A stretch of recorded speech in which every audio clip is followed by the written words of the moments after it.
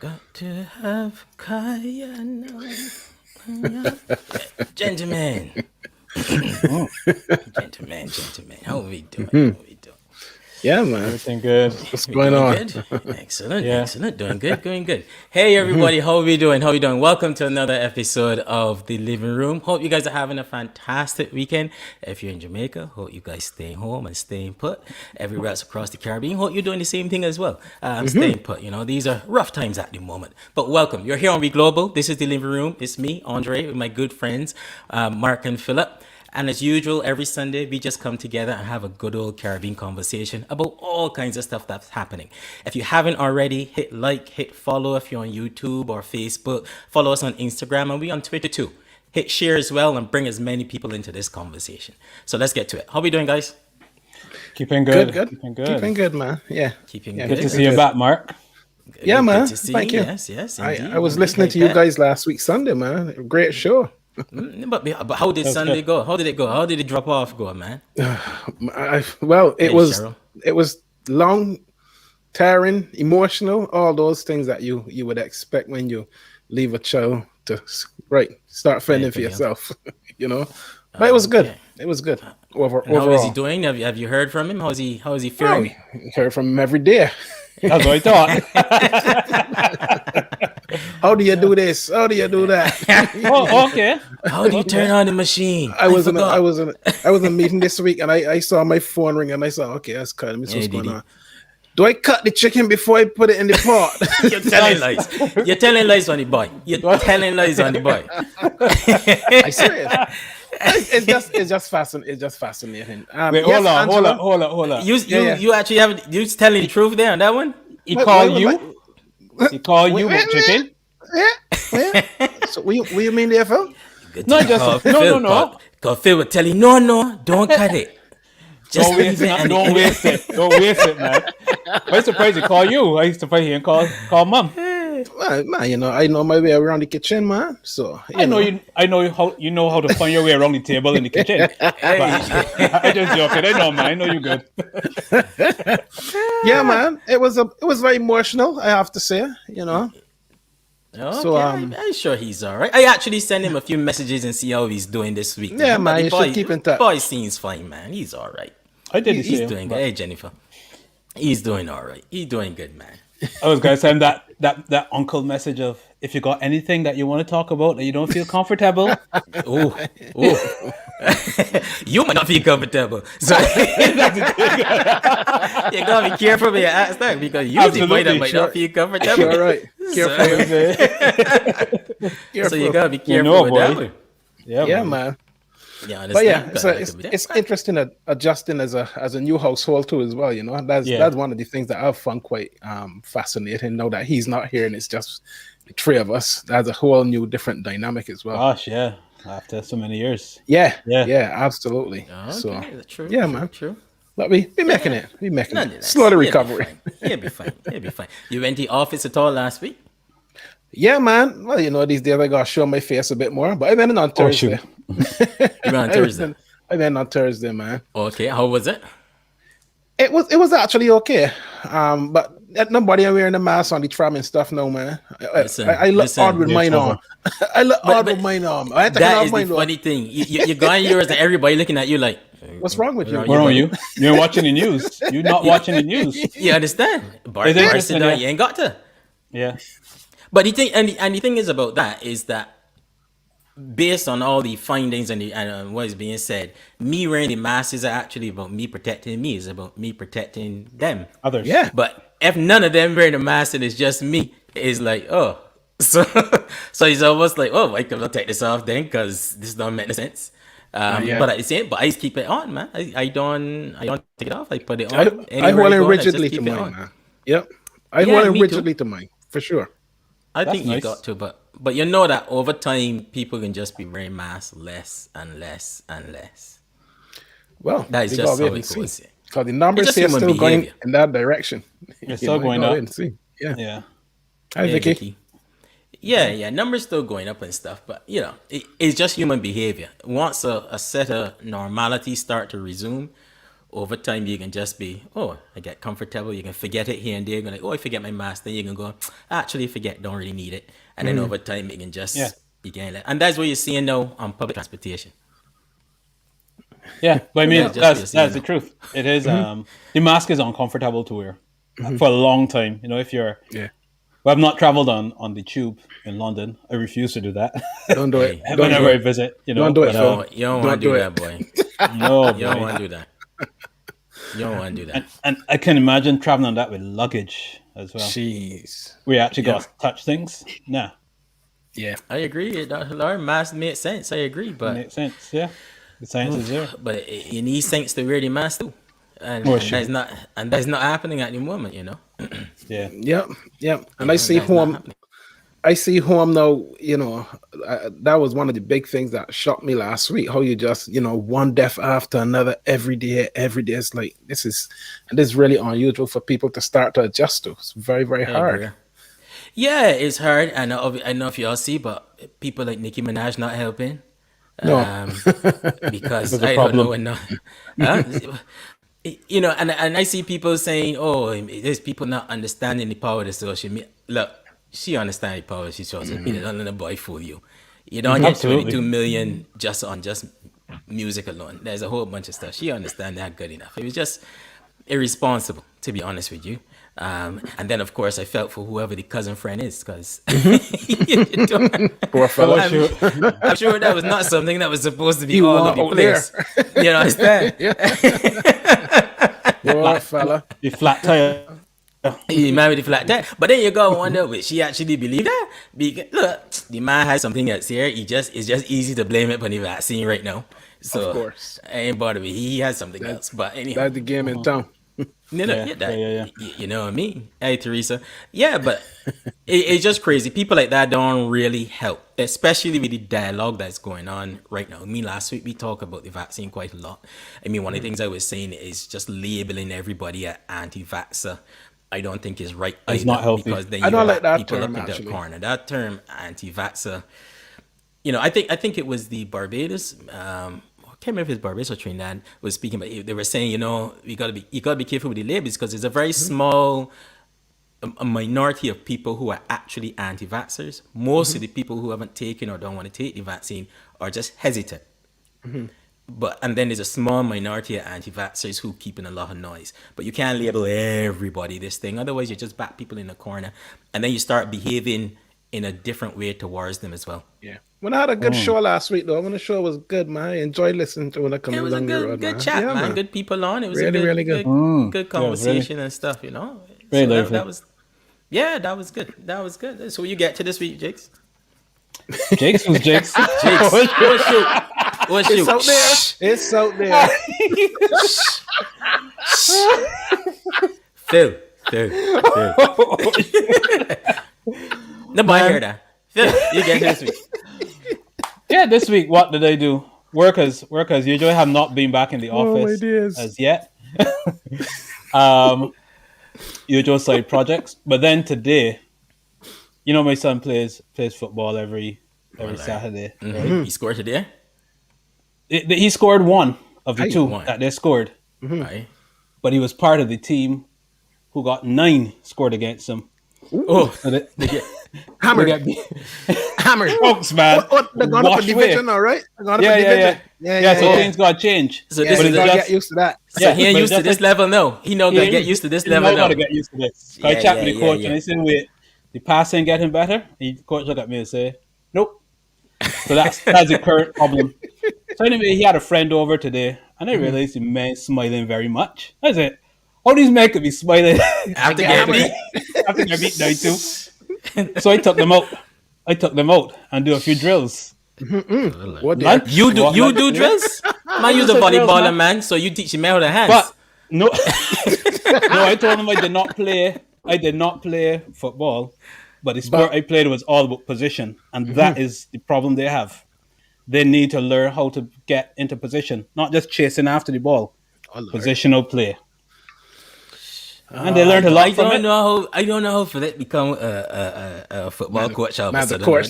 Man's a This coach. got me. Coaches noticed are not necessarily players. Coaches are observant. They listen well. and they encourage well. I can That's what I do. instruct.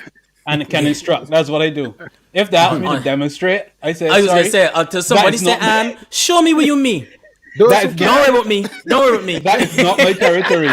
That is not my territory, right? But I will instruct and guide them and motivate. I would And pay. that's where I come. I would pay good money to see you doing a couple step overs. You will pay good money to have me coach you. Okay. You gotta tell you put that aside there, boy, because I'm sure a refund gonna be in order at some point. Y'all need to come and see me in action. I come in, bro. Come up. I Come can't up north. wait.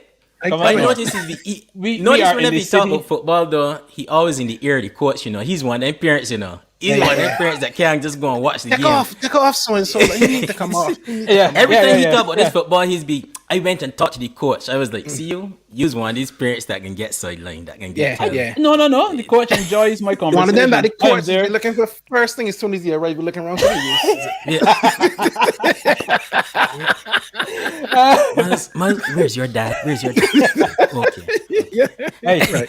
Let's Even go. if far I'm away the from only you, parent. I'm the only parent who brings banana bread with Oh, blueberries for the team. Got the marinated down. Performance, for high performance, man. Oh, look. See High that there, performance sir? food. Yeah. That he being passive there with that one there, right? But passive, but Yeah. it's still High the same performance thing. food. Yeah. Yeah. Well, we'll see. But anyhow, Yeah. we'll see. But look, we having a real interesting conversation today. This is one that we talk about it for a while, you know. But we always say, when is the right time when to get people in? And we talking about weed. We talking marijuana. Oh, but we might find out about that name and stuff later on as well. But we can just have a conversation about it. See what's going on in the Caribbean, even from the terms of medical marijuana as well. And we can just have a good old chat. Should be an interesting conversation, Mark. I think so. I'm looking forward to learning a lot in this space, you know? Me too. So I think it's going to be quite a good conversation for sure. Me too. You ever had a drag? Me? Nah. But don't do your face, so you feel? Nah. I've not. No? No. You? No. I pull on a banana leaf when I was younger. Though I pull up a banana leaf and nearly burn off my throat. Only thing I do with banana leaf. leaf is the only thing I do with banana leaf is wrap my conkeys. Right, okay? Man, everybody had that moment when you're growing up and try a little banana leaf and bring the big, you know, put a little light on it and drag and all the things gone on the throat and nearly kill you. I think that's I get scared because I mean my uncles were smokers for a long time, and I remember when I was about 6 or 7, one of them kind of discarded a cigarette butt, and I thought, man, let me go and see what this thing like, man. So I pick up this cigarette butt and I did meant to pull this thing, and you know I was like, oh my god, you know? So I got a little scared, man. I think that was the closest I probably came. That's the closest you come. But we will see. Well, anyway, we can hear all about that kind of stuff today, as well as the other areas as well. Bonavis. Okay. Interesting. Valerie carrying it to a different level there now. You Y'all understand? know what Bonavis is, right? Yeah. Okay. Just Anyhow, we have Kwame in. Kwame is Bajan living in Jamaica. We got Vicky from Jamaica in as well. We have Marcus from St. Lucia, and we got Stan as well from St. Lucia, and they're gonna come Anguilla. in. Anguilla, sorry. And we can just have a good Caribbean conversation about all things. Let me keep that question on the screen. I like Angela's question there. Yeah, man. Yeah, Let me keep that that's a good one. as the guys Good come question. in. Yeah. Because somebody might be able Kwame. to. In fact, I think Stan Lord might be able to. Stan Horn might be able to clarify that for Hey, us guys. for a moment. Hello, good afternoon. Hello. Hey, hope everyone is doing well. Yeah. Yes. Doing good. everybody. Excellent. Yeah, man. Okay, we had a little hum there just now, but let's go. Yeah, it wasn't me. Oh, Mark, you on mute. Oh, you good? No. I was just carry on, yeah. man. Let's go. No, it's good. Well, welcome everybody. Good Let's evening. welcome our guests, Good guys. afternoon. How you doing? Good, thanks. All good? Thanks. All good. Thanks for having me. Well, look, I might as well get going quick because Stan, this question here on the screen from Angela is the weed the correct term or cannabis or medical marijuana? What is the correct term for this discussion? Well, Give us a history. the correct term, okay, for this plant, this herb, is cannabis. There is a sativa and there's an indica. However, over the years, somehow the name marijuana, which was steeped in racism, in politics, and economics. Okay, back in the 1900s, when you had a lot of immigrants into the United States, especially from Mexico, it apparently was dubbed as the weed from Mexico, corrupting our American boys or American youths. So what happened is that it got demonized, and laws were passed, and the propaganda went out, and as a result, it became marijuana, the weed that Mexicans use, that is damaging, okay, the American youth. That's one side of it. The other side of it was that the textile companies back in the 30s, let me just say that between 1840 and 1900, okay, cannabis was a part of the pharmacopoeia in the United States. So it's always been there.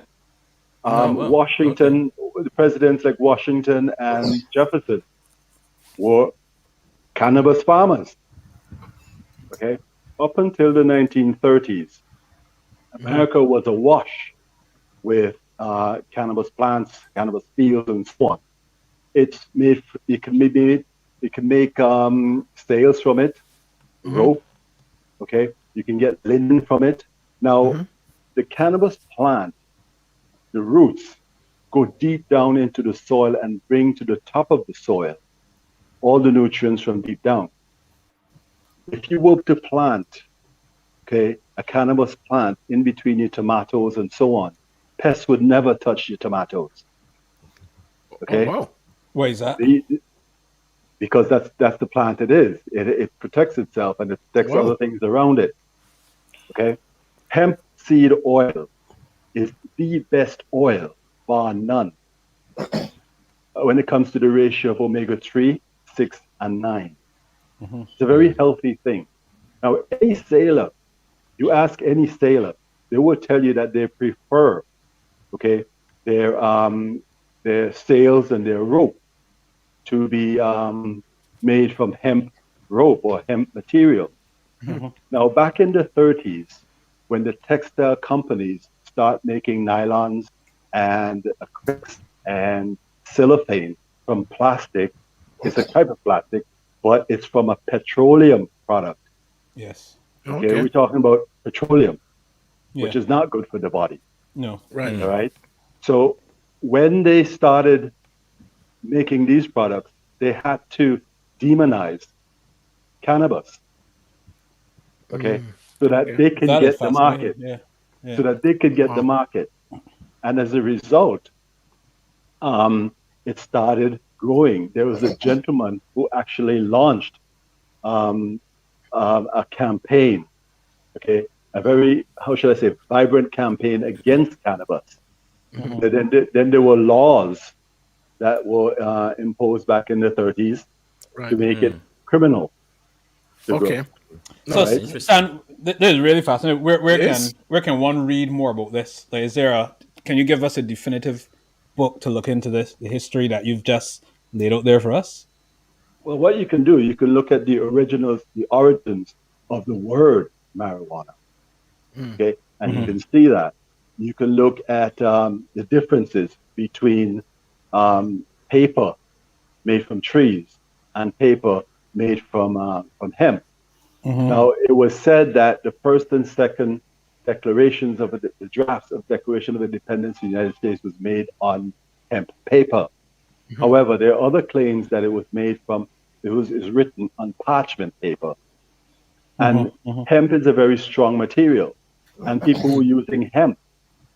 But in order to get the market, they had to demonize. I mean, we see that today. Anything that goes against, okay, the grain, that doesn't toe the line, gets demonized. And then, I get to sell my product. That is probably just that's worth.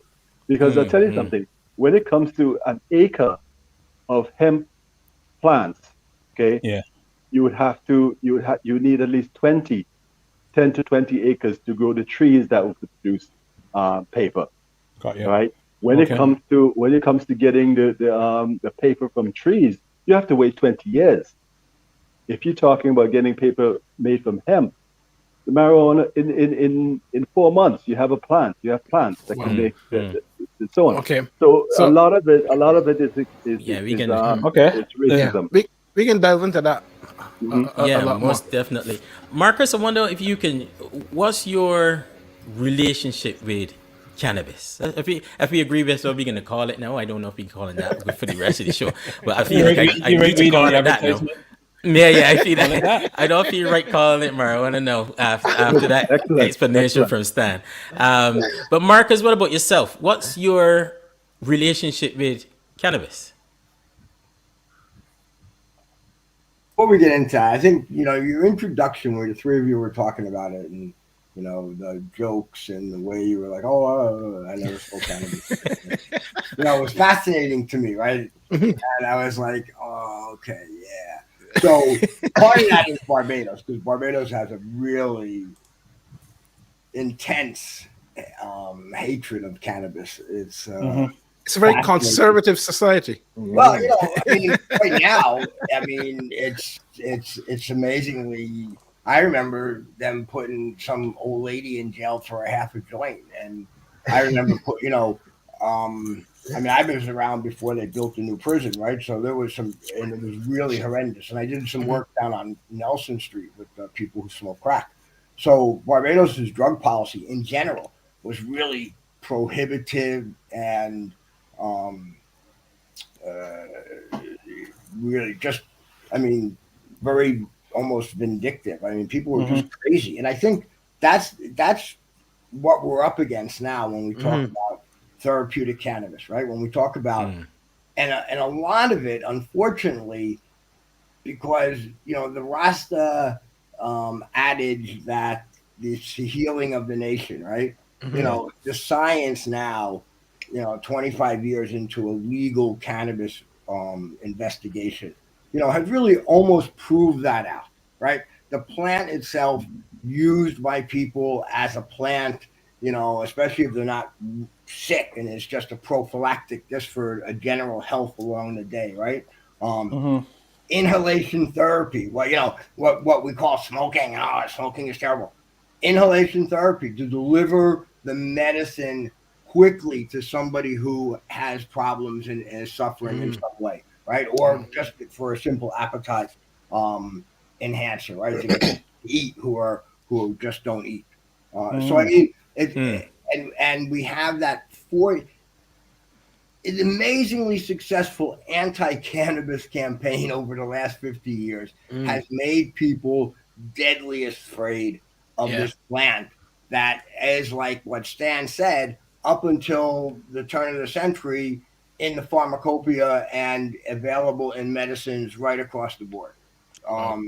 So to me, the goal of getting medicinal cannabis recognized by our governments, getting personal use cannabis recognized by our governments, because enshrined in our constitutions, all of which are products of our British colonial oppression, are basically the same, right? And they basically allow us the right to privacy, and the right to privacy, translates into some amount of plants that you can grow, and the fact that you can use weed in your yard and this kind of stuff.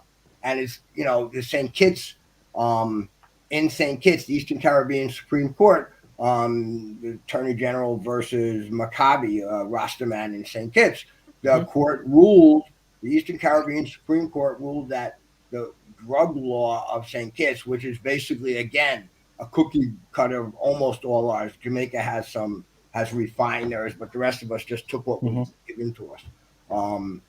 That the prohibition of actually, it's the prohibition of all drugs, but they haven't really gotten there yet, and they're kind of afraid of that. But basically, they had to go back to cannabis and tell the government you have to amend the law in 90 days because you can't completely prohibit this substance, right? Yeah. So we have that. as the basis for now moving towards a regulated economy. And I think that, and then within the context also of therapeutic cannabis and training our physicians to understand about therapeutic cannabis, because that's also a major issue, you know, and many physicians who haven't bothered or who went to school before the endocannabinoid system was discovered, right? My daughter is a physician, young physician, and has done a number of continuing medical education in cannabis medicine in anticipation of us changing the law here.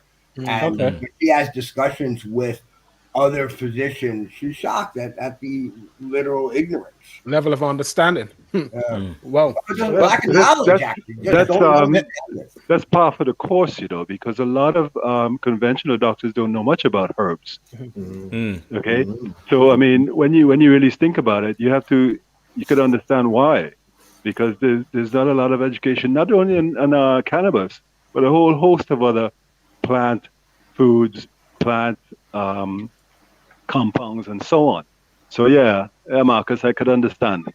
She trained in Cuba, and in Cuba, a lot of focus is on preventative medicine rather than on what we do here in the Eastern Caribbean. Exactly. We can come to DD questions we give people. Yeah, we can come back to that. Any junk. Anyway, okay. But I can see Kwame wanting to get in there. Listen, you're bringing the Rastafari position, right? Well, I would say yes. So that would be my relationship with the herb, which is my preferred name, just like scallion and chive and whatever garlic, else. Garlic. Yeah, I actually keep my herb in the kitchen next to the scallion in my seasonings and so on. You know? But yeah, so my relationship is really to Rastafari, and we all know Rastafari has been one of the main protagonists for marijuana for a while, and has gone through a lot from the 30s all the way up. Even up to today, possibly. I mean, in certain territories, clearly in the Caribbean, certain things have eased. But obviously, as a Rastafari without a ganja license to grow marijuana, there may have issues there. So that's an issue. I don't know. I know in Jamaica, there is a licensing system specific for Rastafari. And I guess Vicky can speak more to that. But I mean, if you as a one-away Fari cannot afford a license, so that is an issue. But that is basically my relationship. So my concerns clearly would have been growing up in Barbados as Marcus would have said, Barbados was not an easy space. Well, up to now, it's not an easy space when it comes to marijuana. Well, herb. And I started Rastafari as a middle class Barbadian. It was a number of us in a group. Because you used to be a bald head like me, right? Yeah, it wasn't not exactly. Like you. No, it wasn't. Not quite like you. Not like you. How I would respond to that is that I was always Rastafari. Just I recognized it at a stage. Awesome. At a stage where I was supposed to recognize it, you know. And I recognized that while in Trinidad at university. Okay. So I wasn't on the block. I just want to make that distinction. I wasn't on the block, and that's another thing. And I'm not saying the block is a bad space, but I know what you mean. There's a stigma that goes with it. There's a stigma that goes with the block. Yeah. And right, so and that's how I met Vicky. I met Vicky in my very radical days in Jamaica. So I transitioned from Trinidad, that's where I started my trod. My recognition of the trod, and then I went to Jamaica in '99. That's where I met Vicky, and we had some very radical days on the Mona campus, Irving Hall. Many days and nights experimenting with the herb. But I would say that I made sure, because I knew the herb was a very controversial thing. Sometimes you might get close brushes with the law, and I mean, come on, why? So I said, you know what? And a lot of my brethren too. I mean, I had brethren from Harrison College, Combermere, St. Michael's, and we stayed in school. And I think that was part of the reason why we managed to, I don't know, stay within but stay without. But So still, so this is a good story. But tell me something. So what age were you when you had your first experience with cannabis? My first experience with cannabis would have been first year in Trinidad, St. Augustine. And we were coming home late one night from a fete, and we were walking up. So I was still on a party. It was first year Trinidad, still on a party and vibes. It so happened that my one of my flatmates' cousin passed by, and he was participating. I never tried it before, but he left some with us. And one night we were coming up the road back from a party, and we tried it. And I was what was the sensation like? Well, tell me what happened. I'm just thinking about it. My head getting like already. So, well, no, your hair starting to grow. Yeah, hair started to grow. But just quickly, what amazed me, because leading up to that time, I was very much an alcohol drinker and a cigarette smoker, heavy. You know, because it was one of those very. I like to lime at university. I was one of those, and then so my expectation when pulling was I thought it would feel like a cigarette, because the cigarette is still quite harsh, and I was actually amazed that I actually inhaled something. Maybe because I was smoking cigarettes, and maybe the comparison would have been. But after that, I didn't do it regularly. But going in, the higher up I went in university, is the more I was doing it then. And then from there, I transitioned as well, because Bob Marley was always in my house in Barbados. My father always had 3 or 4 Bob Marley records in the house pounding. So whereas the herb had a bad name, we had Bob Marley that gave a different, perspective. And when you listen to Bob Marley's music, you're wondering, well, how the herb could be so bad, because the man making sense. He's still making sense up to today. So I had that comparison, which led me to moving forward and recognizing Farah even further. Okay, there can be a lot. We gotta come back to that in a bit, but we gotta get Vicky's voice in this conversation and understand this connection. Vicky, thanks for that, Kwame. But brethren, listen. All right, what I want to start from though is to throw another name in there, ganja. Another name, ganja. All right, and so I'm piggybacking on the statement Stan made. Now, ganja for us in Jamaica has a more cultural meaning. Rastafari, the Indian origin. So for us, ganja or cannabis became a part of our culture. So you would have seen it that Kwame mentioned in the whole issue of Bob Marley and so on. So from that Rastafari movement, ganja became the healing of the nation, as Marcus mentioned. And so it was, and the Maroons had this old culture as well of using herb, and ganja was a part of the Maroons' herbal use. So we came up in households in Jamaica with your white rum, your pimento in there, with your ganja. You had to add ganja in that bottle of mixer. And our fishermen who used it when they were going out to work at sea. And that was how Cannabis came about, with our own scientists here, Man Lewis and these guys doing the studies on Cannabis and Asmasol. So it became deep rooted in the people. However, the history of Pinnacle emerged that with that Rastafari community going into the hills and growing ganja and using it back then as an economic survival for the Pinnacle. And it became an independent village, so to speak, which the colonial powers did not really appreciate, because this was being run by the Rastafari, the black men, Howell, Lennon Howell, and they were starting a new movement, a movement of rebellion. So steeped in this plant is that heritage of rebellion and so on. So, got it. And that was embedded into the society. So while we had these laws that says, all right, anti-ganja, anti-drugs, there was a part of Jamaica that the laws were on the books, but on the road, it was a different thing. Because oftentimes persons felt that ganja was always legal in Jamaica. And it wasn't. Persons were coming here to have the ganja experience. But while it wasn't. So is it because some of the laws were on the books, but they just were not enforced in some cases? In some cases, they were sometimes unenforceable, or they were enforced in a discriminatory way. So, for example, the straw that brought the camel back was a Mario Dean in 2015. When you are arresting a young black man who is a construction worker going to work, and because he disrespect the police, you lock him up for the joint, and he ended up losing his life in a jail cell over a spliff.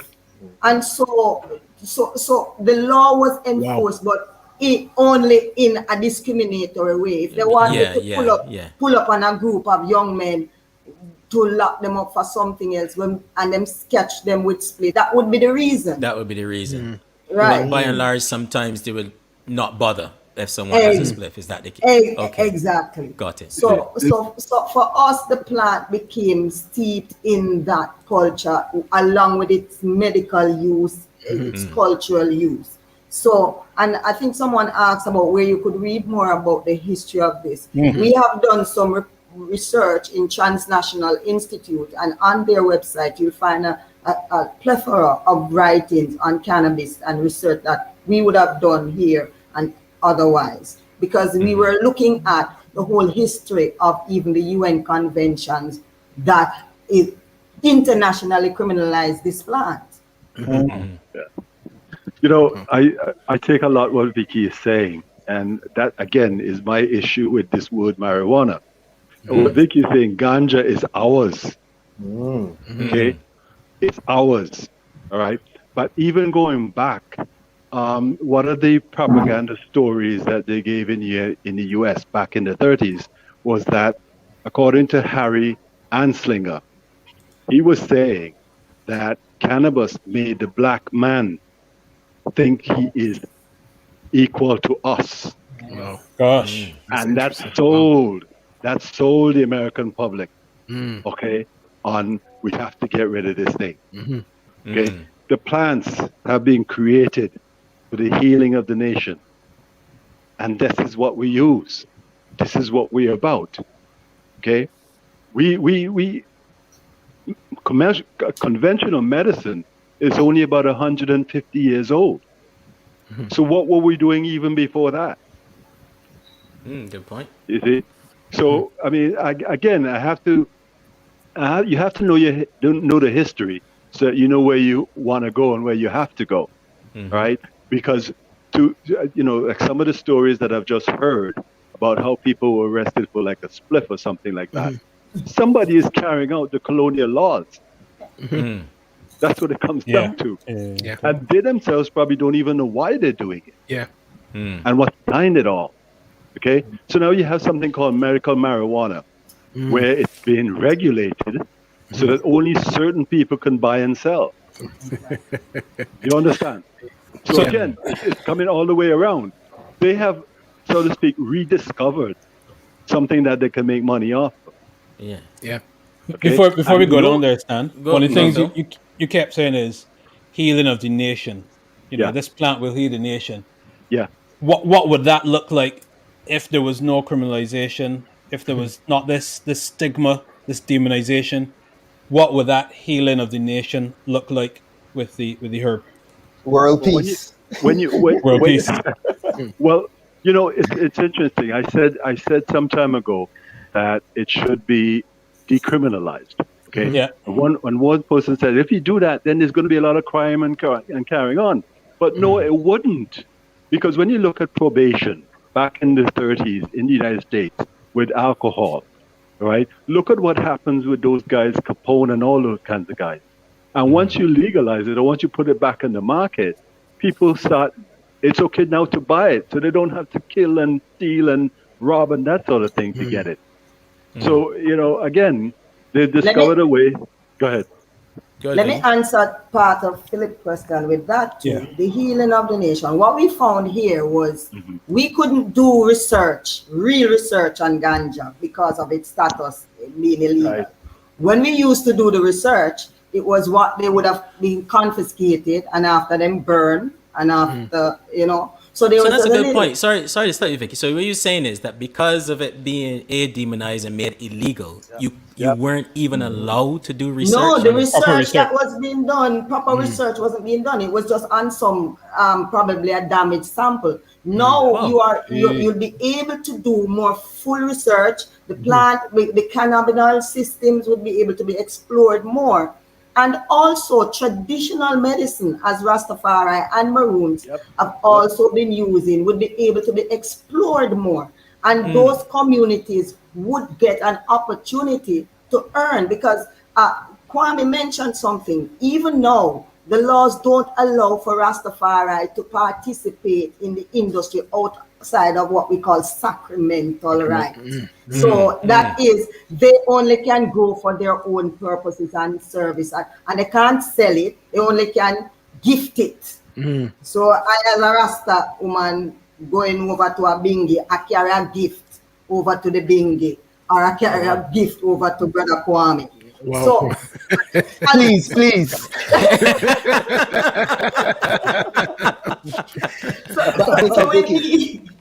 Vicky, but one question though. Yeah. But you still need a research license. You need a research license too. Exactly. And that in and of itself comes with certain fees. Now, the ordinary, I remember, as I said, growing up, the Maroons, the Rastafari, every plant, every herb, every bush had a meaning. You hear, mix this with that, and you get rid of the running belly, or you get rid of the pain. As a woman, if you drink this bush tea and that bush tea with that, you don't have no pain. So it is part of us. And allowing this plant to be freed of this regulated framework and free will allow more exploration in those areas. No, that is a really interesting point, actually. Yeah, and great insight. Marcus, before we get down the line of medicinal, can I just roll back on this point about criminalization? Because we have locked up a lot of young black men in the Caribbean over many generations. And it feels as though in order for us to go down this line that's now here with us, there has to be some expunging of records. What has been your views around the whole criminalization aspect of the herb? You're on mute. You're on mute, Marcus. You go on mute. Good afternoon, everyone. Welcome back. If you plot out the incarceration rates starting in 1980, and you look at countries, I mean, an example would be Trinidad. I think maybe had 800 prisoners in 1980, and by the time the war on drugs was running full steam, I mean, the prison population of Trinidad is probably around 7,000 now. St. Lucia had 87. We now have 600 and something, of which 60% are on remand, which is another whole issue about pretrial detention for primarily poor people, right? I mean, that whole fiasco there. You know, I have gone the full gamut to where I think that the plant should really just be left alone. And not regulated, and not all these regulations that we're putting on it just to satisfy people. People ask me, "Oh, more people are going to use," and I say, "I hope so." I hope that everybody who drinks irresponsibly. I mean, listen to Kwame and a little bit of the understory of the alcohol, right? I mean, his health is so much better today as being a sole cannabis smoker, and hopefully he's gotten rid of the tobacco out of his yes, I have. Well, so I mean, so yeah, I think that there's a number of people who are problematic cannabis alcohol users who I mean, there's a number of people who basically self-medicate. I mean, Stan can go into this thing Definitely. probably better than I, but I mean, there's a lot of trauma in our communities. There's a lot of abuse. There's a lot of people who have learning disabilities and fall through the cracks and then become bad boys because they had a hearing problem or they were attention deficit disorder and they self-medicate with crack now. So we have all these people who need something, right? And to me, you can, there's a posse out there of evangelical kind of people who will say, oh yeah, well, if you turn to God, everything is good. And that works for some people, some people that fills their dopamine. They have that, rolling around kind of euphoria.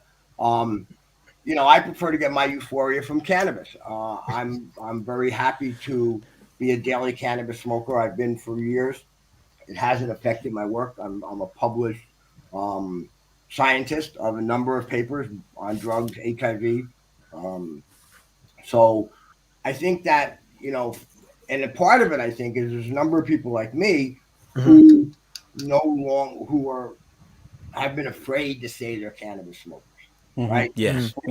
Associated with cannabis and with weed heads and and so I think was it the U.S. presidency where was it George Bush that they tried to put in the press to say, did you smoke cannabis at school or something like that? As if that was a disqualifier. So far, I was like, so? But I want to pick up on your scientific points there. Marcus, have you done any, because one of the things that many people would say, and even probably even me would say, okay, but what about addiction? Is it addictive? And does research bear out that using cannabis causes high crime or domestic abuse or what have you, as is what is out there as what a side effect of using weed or in getting involved in ganja? Is there any research that supports that or disproves it, that you just become addicted? It is a drain on the health services, social, society, behaviors, that kind of stuff. Okay, so let's start this. Let's say, because there's a number of people who use cannabis from an early age, right? Yeah. Let's say that in every community, cannabis is fully available. If you go, I've gone into primary schools and junior sex and say, how many people know where they can get cannabis? And 95% of the class will raise their hand. There might be a couple of little white kids that came to the neighborhood who don't know nothing, but other than that, everybody knows.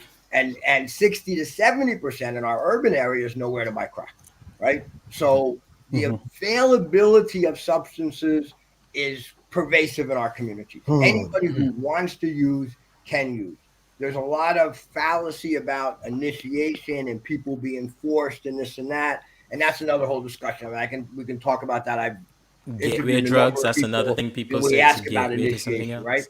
But it's like, so anybody who wants to, people who gravitate to substances, whether it's alcohol or cannabis or crack or any other substance, to me, is in a colloquial, is filling a hole.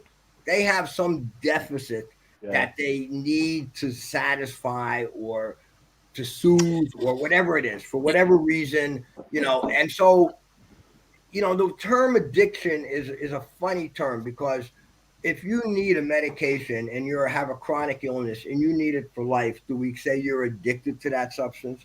I mean, our biggest problem now with opioids and pain medication in America is the fact that people are putting people on opioids and then taking it away from them, and they're turning into the illicit market to satisfy their opium need, whether it's for whatever reason, right? And I would see that's two different things. I would see I would see addiction, because a lot of addiction is really about, you have a social, quite often addiction is linked to social issue. Like there's a hole in your social dynamic that you need to fill with some sort of addictive thing. Then if you're using it for the purpose of a chronic illness, of bringing some relief from that, I think everybody who smokes tobacco has a mental illness. right? And I think the nicotine satisfies that mental illness. I think that, you know, mental illness is one of those things that I've always taught my children, as long as you can function for 8 hours a day out in the world, so nobody puts you in jail, whatever you do, your own 16 hours is your own business, right? And to me, the people who go over the edge can't do that 8 hours, right? For whatever reason. But I think that, you know, you have to separate a physical addiction that you would get from opioids or nicotine, right? Versus a more psychological issue around crack cocaine, cannabis. I'm not sure where that falls into it at this point, but I know that with many of the people who use crack cocaine on the street, and I know that Stan has been involved in the same population that I have in St. Vincent. You know, these people have attention deficit hyperactivity disorder. They can't focus for 5 seconds. And this is satisfying that, because it basically fires the same parts of their brain that crack fires. The medication, if we gave them medication, right? If we put them on medication. So, and because it's a lifelong chronic illness, then are they addicted, right? Just because they're using illicitly because they can't access care because our health systems lack that kind of ability to go outreach to people who have psychiatric illnesses and who are homeless on the street, right? So we have, that's another whole issue, right? The whole thing. To me, using cannabis to satisfy a portion of those people who smoke crack as a medication to for them to transit from crack to cannabis, to me is one of the things that I'm very much interested in. I'm very much interested in ensuring that people who start cannabis don't get involved in crack, you know, and if they are using crack, if we could short circuit that quickly and put them on medication, right? Pharmaceutical amphetamines, basically. Okay. Go ahead, Stan. Stan, you want to jump in? Yeah, let me just give a different perspective. There's addiction, and there's psychological dependence, and then there are personalities. Not everybody who has tried crack or whatever drug has become addicted or dependent. Okay, so there are personalities that will go that way. The other thing too is that cannabis or marijuana today is being mixed with things like ketamine. It's being things like angel dust. So when I once had a friend, right? Where's angel dust? Where you live now, that happens to you where you live? Because that doesn't happen in the Caribbean. The big thing here, is that no. I'm talking. I've lived in the States. I've lived in England. I've lived in the Caribbean. Babylon, right? that kind of stuff happens. Right. So what I'm saying is that there is a personality that goes towards that. Okay, it's there. There's nothing bad about anything. We're the ones that have created the badness in everything. Okay, we're the ones that have said this is bad because of our own personal issues, because of our baggages, right? But when you look at it, anything you abuse, even the good things that you abuse, can mess you up. Yeah, even the good things. Even too much oxygen.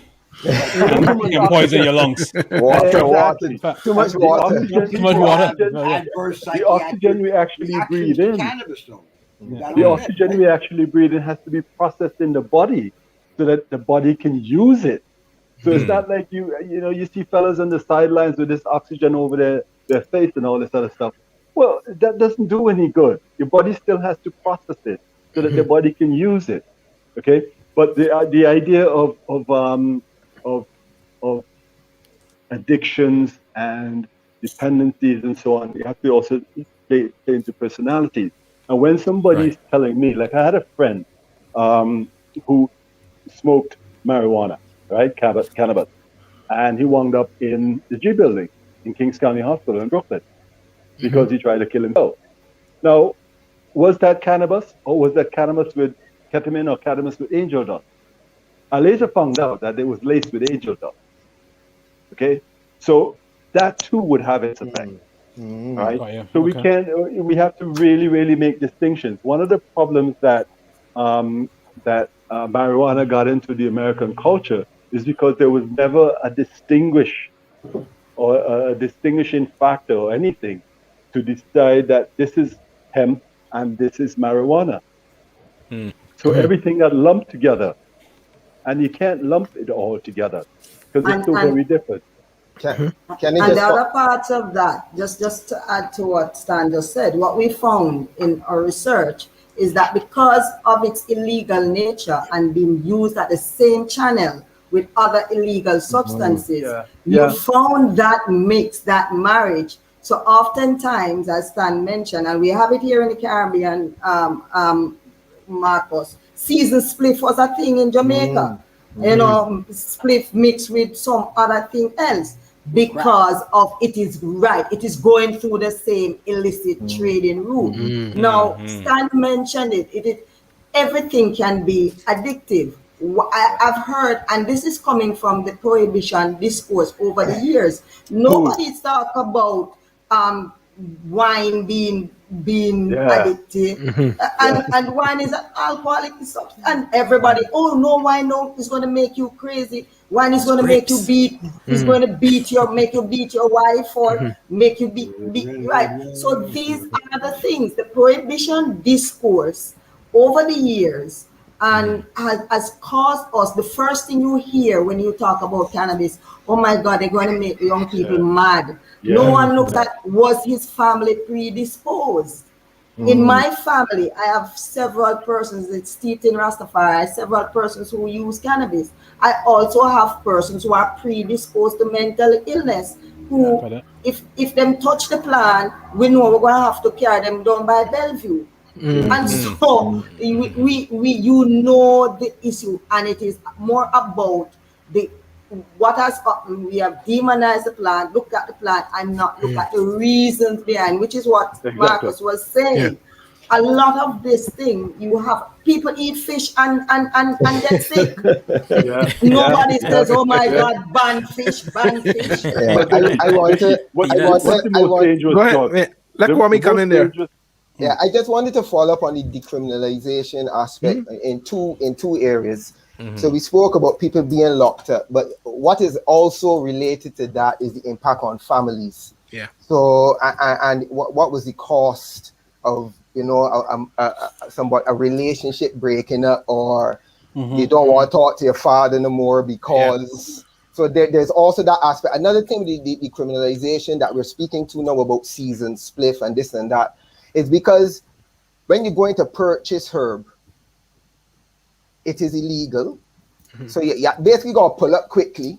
You don't even know what you're buying. So the quality, you could be buying anything. So that was one aspect of it now being decriminalized is that you can now go into basically a store and you can look, you can choose whichever strain you want, possibly where it is coming from, farm to fork, as they say, and you can safely choose what strain, whatever thing you want, as opposed to, for example, in Barbados, unless you get in local herb, or maybe wherever else it's coming from. I guess we can't say it on Facebook. But don't get me in trouble. The volcano. The volcano. In Barbados now. But all I'm trying to get at is the criminalization of it, the fact that it is illegal as a safety issue. Because I mean, if you right now, depending, sometimes you go there, it cut up, you don't even know if it's herb you're buying. And the other thing now, two things additional quickly, from a Rastafari perspective. Clearly I see herb separate. Herb is a plant. I don't see herb, when we say coke, I don't see herb under the drug bracket. And I guess for me, the only hole I was filling was a spiritual hole. Because there's no other hole. That's interesting. In my personality that I interesting. Think, maybe there was one other hole which I will not develop now, but it was a spiritual hole otherwise. But listen, your point about social structure is a really interesting one, because it is one that seldom is spoken about in the Caribbean, where we remove so many young, energetic fathers out of their families for, as you hear earlier, a joint, and that family structure suddenly, collapses. But you never ever hear anybody speaking about that. That's a fabulous point, actually. Really good point. It's a major point as well. It comes back though to again the demonization then of the herb, because in that case there's a feeling by the authorities that they're doing a public good. So if that demonization and the public good is associated, then there's no feeling that you're breaking the social construct, right? So I want to highlight that's the rewiring that needs to happen. Go, Kwame. I want to highlight one other thing too, right? It is simple economics, right? I'm not an economist, but or a financial manager or whatever. But you take a car or 2 Jeeps full of policemen, and you go on a raid to arrest a man for maybe, I don't know, a quarter ounce of herb, which costs whatever. I don't know how much a quarter ounce of herb costs now in Barbados. But I mean, you pay gas, you get a vehicle, you get 4, probably 8 big. There's a disproportionate response. Exactly. What sense does that make? And the other thing too, right? Not getting too controversial. If we take herb off of the law books, the police in Barbados will not have anything to do. That's the problem. That's the problem. They still got enough things to do. I don't. Maybe so not. Without getting too controversial. Maybe not, because it's a class issue there as well. We spoke about it before. If we want to trouble that fella down the road, we can't get him another way, but we can get him because he smoked herb. That's his whole. And I have friends that are Barbadian police, and I mean, I love them same way. But these are the issues we really have to talk about, man. And it really comes down to culture. Barbados is what? An alcohol culture. Alcohol culture. We growing sugarcane. I know I can get in trouble for this comment, Phil, but we growing sugarcane. So if we promoting the rum and that type of culture, we're not going to promote marijuana or herb. Sorry, Stan. Herb or ganja. You got a point, because the most dangerous drug there is alcohol. You don't have to tell me that. Alcohol has killed more people than what? Cannabis is what they're talking about. So how come that's legal and we can buy it and drink it wherever, whenever? But we're having this problem with this one little split. It's a class thing, Stan. The elites use alcohol, and the masses use herb.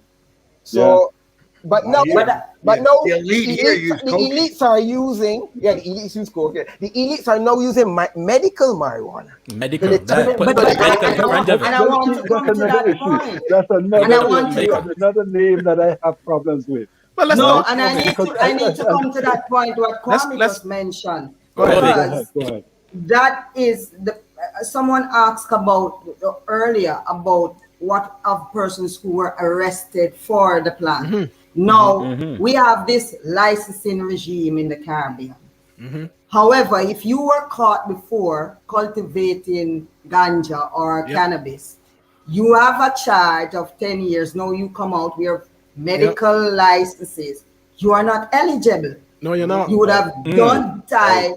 You would have now have a record, and because your record was for that participating in drugs, you can't participate in drugs now under the legal framework. But that is problematic. That is wrong. That's wrong. It's wrong. When I looked at the Barbados License Authority for Medical Cannabis, the very first step that they ask you to prove is a police certificate of character. Right? No, of course, the people who are well educated, who understand this herb, who've had a history with it, perhaps might not be able to do that. So there's a barrier straight away for any participation. And that is proven to be, I'm sure, Kwame, a massive area of conversation for a lot of people. Yes, for what I understand. Yeah, well, Well, I obviously know more about the Jamaican circumstance, and I guess Vicky can speak more about the licensing fees. But clearly, yeah, the licensing fees. And I actually was having a discussion about the planned licensing fees in Barbados. And from what I understand, boy, unless you are, I mean, I can tell you what they are because I got the land that you need as well. There are 4 tiers in the cultivation license, and the cheapest one is one up to an acre, $14,850. That's Bajan dollars? Yeah. And if you're in tier 4, it is $39,600 per acre. These numbers are eye-watering. Yes. But it's the same thing here. It's the same thing in the Caribbean. Who is it designed to keep out? Well, those who would participate in it. You get me? And then but I mean, even no, go ahead, Vicky. You have to have that police record too. So in addition, we're talking about communities where ganja used to be grown on a communal work. It's just like any other farming. You know, you go over the next man crop and you help him, and it's communal. It's that family thing that you were talking about, Kwame, that father and that brother and that son. Now you're putting in a structure. They have to get license fee, expensive amount, and then they have to get character and police record. So already those small persons who built the name and the brand in the Caribbean are locked up. That's right. Yeah. But even going back to something you said earlier as well, Vicky, when you talk about the inability to do research on what's not before because of demonization, when you think about it, if and I think Kwame and yourself, Vicky, went back to what was happening in Jamaica in the early days of marijuana and the Maroons and what's not. But we waited until people outside the region decide to put weed in some bracket that allowed them to use it before we ourselves develop something internal to use it. Even if we say we ain't exporting it, but we doing we own thing because we know what this thing is about. We never even did that. Even before you get to licensing and all that. So we and most of the people that growing from a commercial level in St. Vincent, St. Lucia, Barbados, in Jamaica and what's not are foreigners.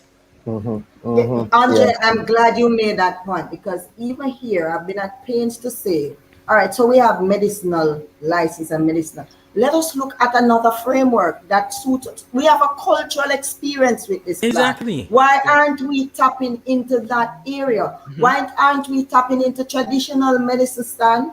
Why aren't we going there? We are waiting until some guy, big guy from some other country come and say, oh yeah, you can tap into us. And then what they do, they take our copyrights and everything else and run with it, and we let stand and say, oh my, we have lost this to them. And next thing you go down Kingston and it's their franchise that is on the road selling medical. Exactly. And we patronize them instead of local persons. Exactly. And once again, like sugar, we're selling them the raw and we buying the higher costing material. So again, we going wrong in circles here. You know? We going wrong in circles. Madness. But go ahead, Stan. No, I was just saying it's madness, because I mean, you know, when you look at it, the fees are designed to keep out certain people. Absolutely. Those people who are kept out would wind up being the laborers getting pittance, while those guys who finance everything are making a mint. I mean, in there is a place in West Midlands, in Warwickshire, that was built on slavery. The whole town was built on slavery. So now you're going to get these local guys, local farmers who will grow the stuff, who know how to grow the stuff, and who know how to get the best out of the soil and the plant. For somebody who doesn't know anything about it, just making the money, and they're doing whatever they want. They're spending money going to the moon. And we're going to end up being farm hands. Yes, exactly. And with ministers and stuff telling us that we creating employment when our guys should be creating employment. Exactly. You know, I had a notion back in the day. We had a thing. I'm from St. Vincent, by the way. Right? I'm just living in I'm living in Anguilla right now. But at one point, banana was what we call green gold. And And now the situation with marijuana or cannabis has come to the fore. All right. Yeah. I'm looking at this thing as our green gold now.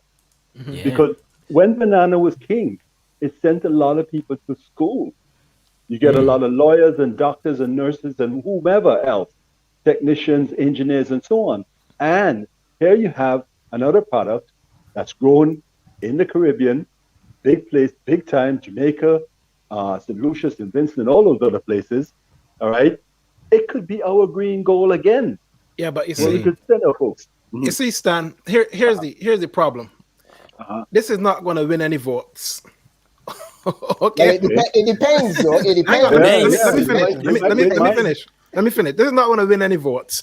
And the reason I say that, and I'll temper what I'm saying, because I think in a largely conservative Caribbean, the politicians are going to be very, very hesitant in terms of how they jump into, how they support the growth in this industry, right?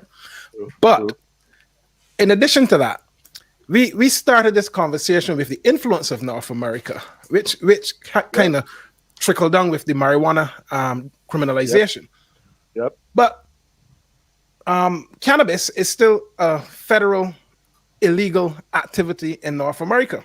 So we have time in the Caribbean, if we want to, as you said, to create our own industry. But it does feel as though we can't do that. We have to wait for the guys up north to do something that trickles down again. So I don't think it's going to decriminalize. Yeah, absolutely. Keep in mind too. Keep in mind too. If you decide to do something, somebody up north will say, "Oh, you can't," and we're gonna put the sanctions on you. Sanctions. Yes, we're gonna put the sanctions on you. Slap it on. Okay? Plain and simple. So I mean, maybe we got to do it. All right, so Stan, let me tell you our experience here when we started out with the licensing authority. Because I must be clear, I was a director of special projects and strategic planning with the Cannabis Licensing Authority for 2 years. One of the things that we had and was being used was our banking system. So even now there are still issues with how we bank. A lot of our licensees can't have bank accounts, so it's a cash system. I didn't match cash system. It's a cash-based system because we have what we call a banking law that is intertwined with the U.S. money laundering. You can't move that money right, and you can't. And so because of that, what you find is that our government are very iffy about how they move because no one wants to lose. We depend a lot on remittances. Absolutely. And loans and all of that. And no one wants to lose their correspondence banking status. Because if that happens, small island states, and we are careful, we are not into using and working together, even on this issue. So we have been pussyfooting around it. So that is the challenge that we are having here. Even with the license regulation, you can't. A lot of our licensees don't have. Even I work now with a licensee here in Jamaica, and we can't give our staff letters to go open a bank account. They can't because they would be blacklisted for working with a licensed ganja, marijuana, cannabis company. This is crazy. Wow. Okay. Exactly. One other issue I would like to highlight quickly too, generally related. I was just about to mention the banking thing, so Vicky, they beat me on that. But the other issue I am having now, I mean, although you can easily access the plant, the flowers, the oil, is the cost. So we spoke about the licensing fee. So the licensing fee is basically passed on to the consumer.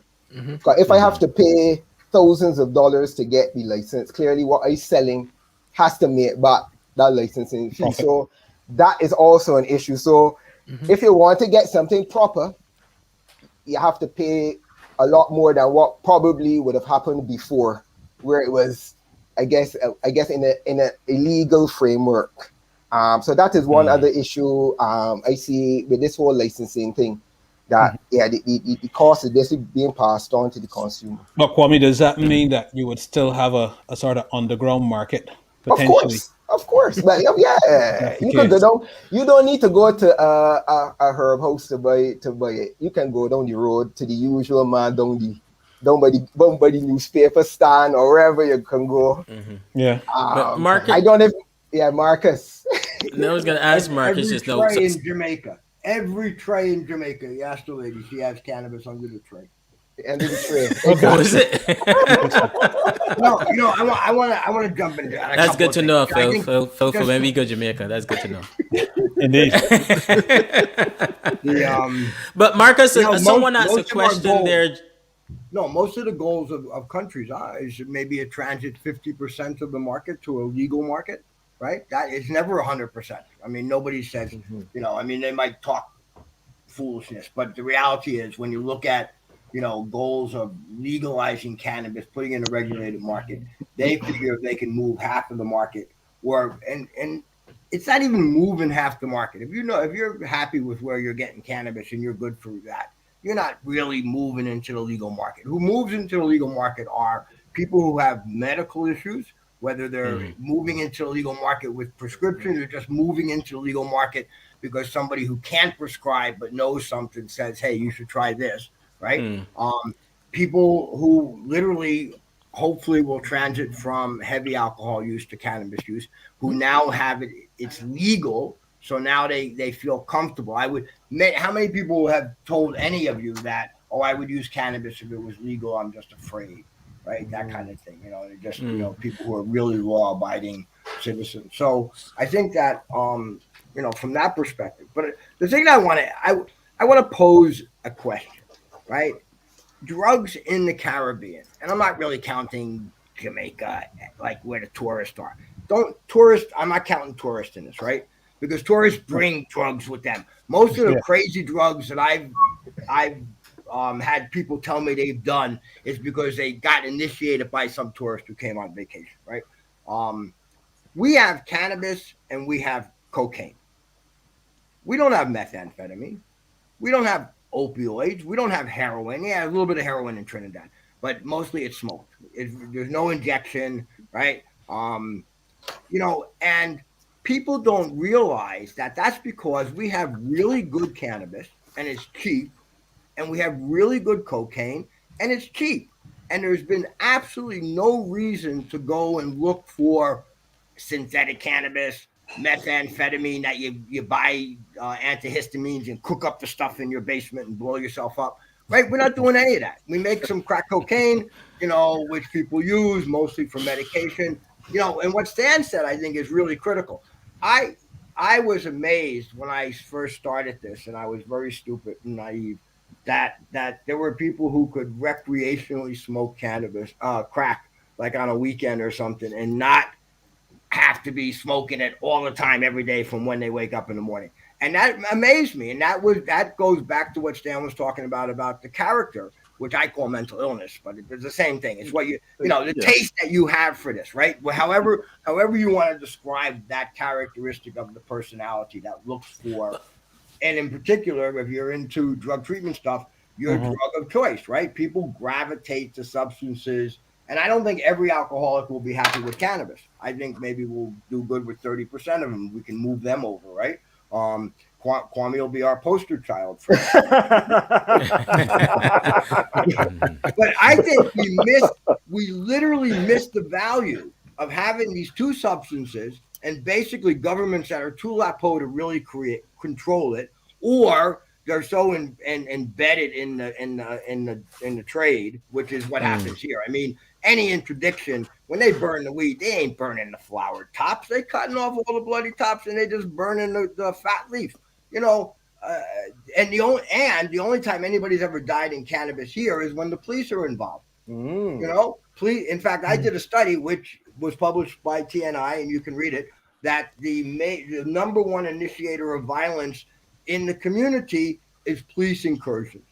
That followed by alcohol-induced fighting over women or things, right? Okay. Women and things, that's number two. Police were literally always number one.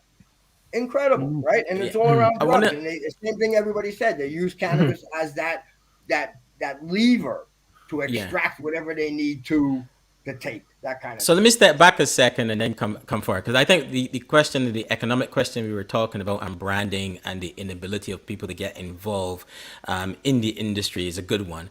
But then, okay, so I know a lot of people listening, but there can still be a whole bunch of people that saying, but hang on, listen, ganja is messier. I ain't care what these people telling me.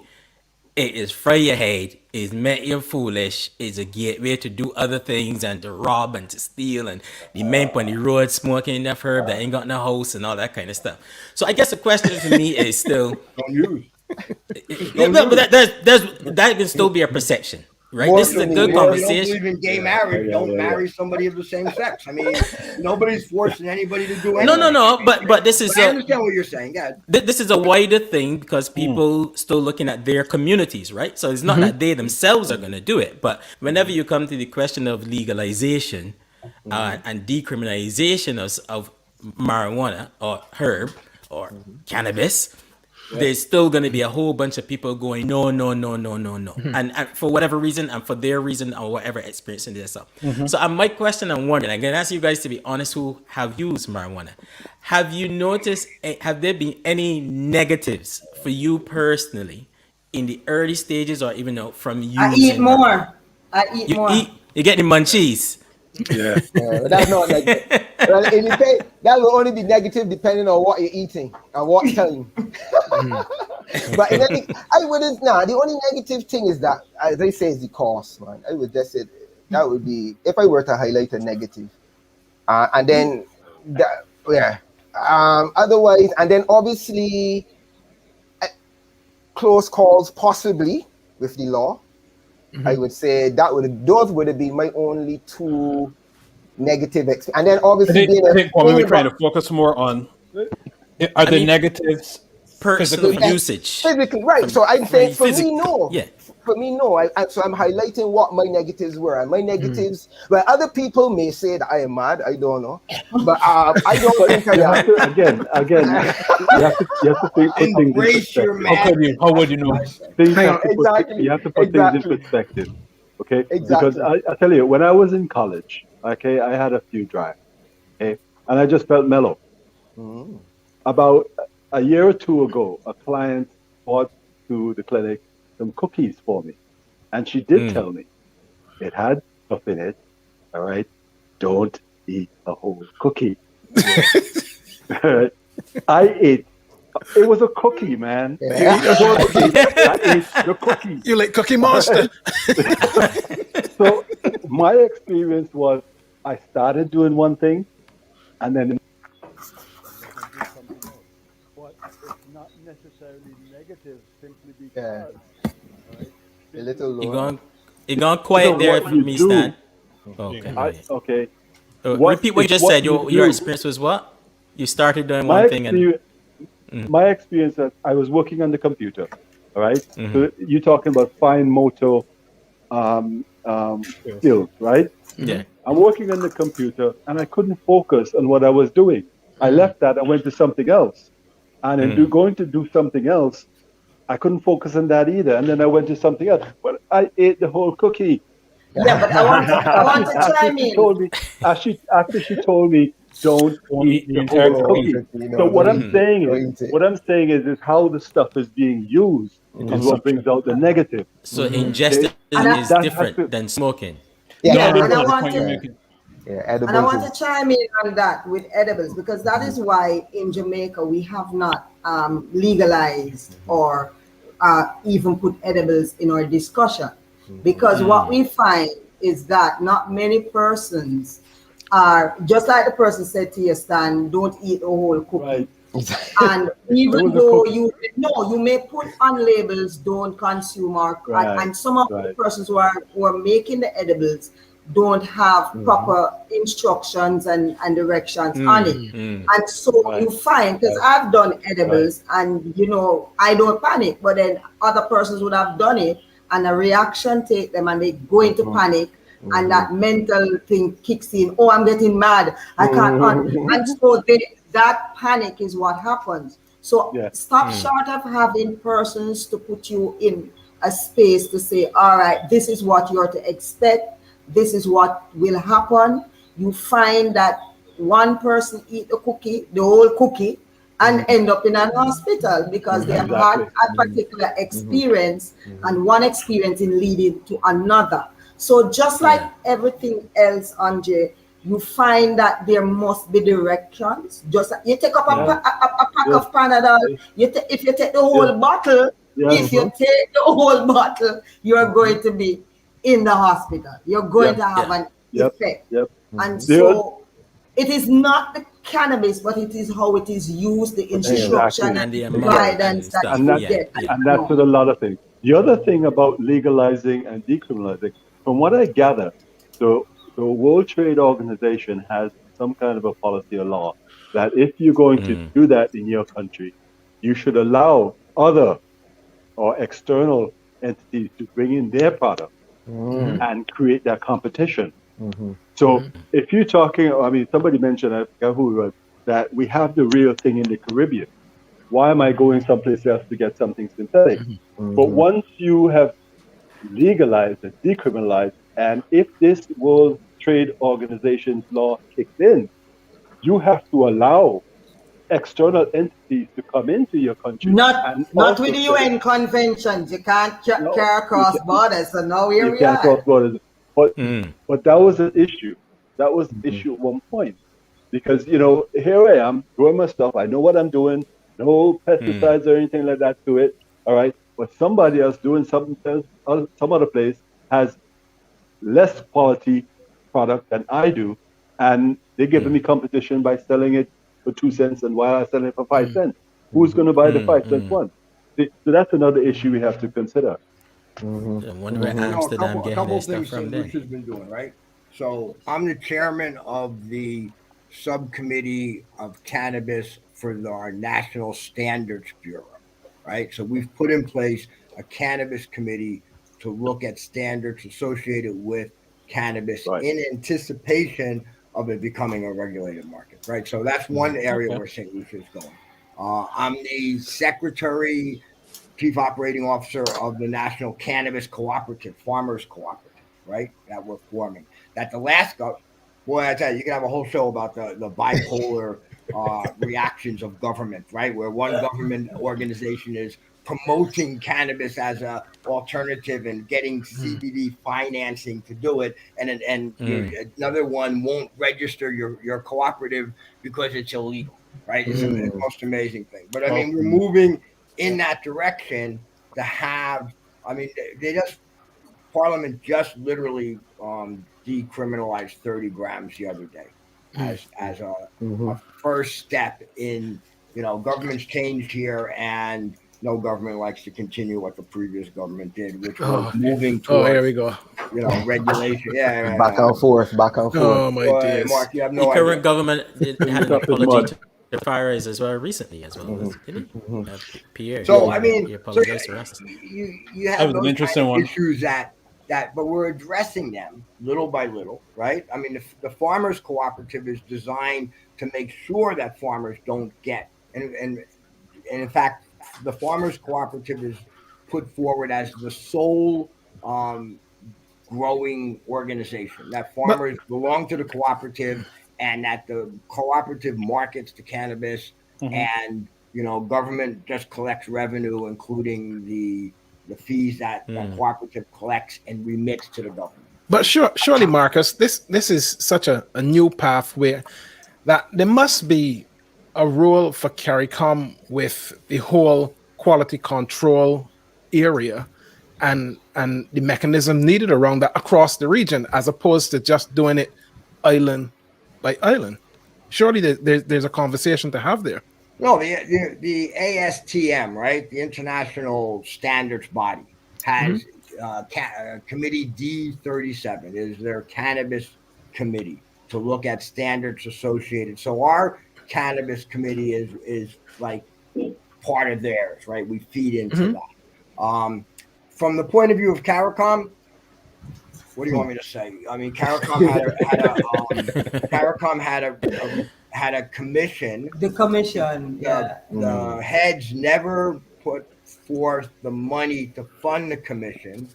Finally, George Soros, the evil demon of all Rastafarians, and I love to joke every Rasta with that George Soros and the Open Society Foundation because they finance a lot of LGBT rights things. So Soros is hated among the homophobes. But Soros came up with the money and Soros funds most of what TNI does to also. Just saying. But Soros came up with the money to finish the report. Nobody at CARICOM. Well, I've worked with CARICOM. I've been my national representative to the Commission on Narcotics Drugs in Vienna. I was on CARICOM committee for 6 years, overseeing the European Union's project on drugs and treatment in the Caribbean. I worked with CARICOM. Nobody wanted to deal with this at CARICOM. They put the former CMO of Guyana in charge of liaising with the committee. And this man was a major prohibitionist, a major anti-cannabis person, right? Had absolutely no desire to be involved in this. And I felt really bad for him because, he was a very competent CMO. He was very competent as the CARICOM secretariat, but his personal views. And one of the big issues, another show for you, is how our diplomats often go someplace and talk through their hats because they don't have guidance from the countries, and so they bring their religious or prohibitionist or ill-informed views and make it national policy. Not Jamaica. Jamaica has got a very good mechanism to control their diplomats, but for the rest of us, they're just wild people. Oh, really, Marcus? They do the same shit. Pardon my French. But we touch on edibles. Who was going to say something? That was you, Phil? No, I was saying I just wanted to follow up on mess up your head. The mess up your head statement, and I saw a comment there.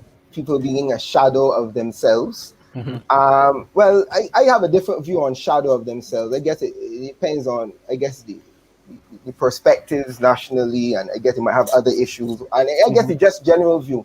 What I would say though, yes, some persons may have issues with the THC, and I guess know that THC levels are going up and up and up and up. So there is a discussion there, and then the other thing as well is that I guess at the age at which you are exposed to herb as well, I have a comment on that as well. So for me, I don't think that teenagers should be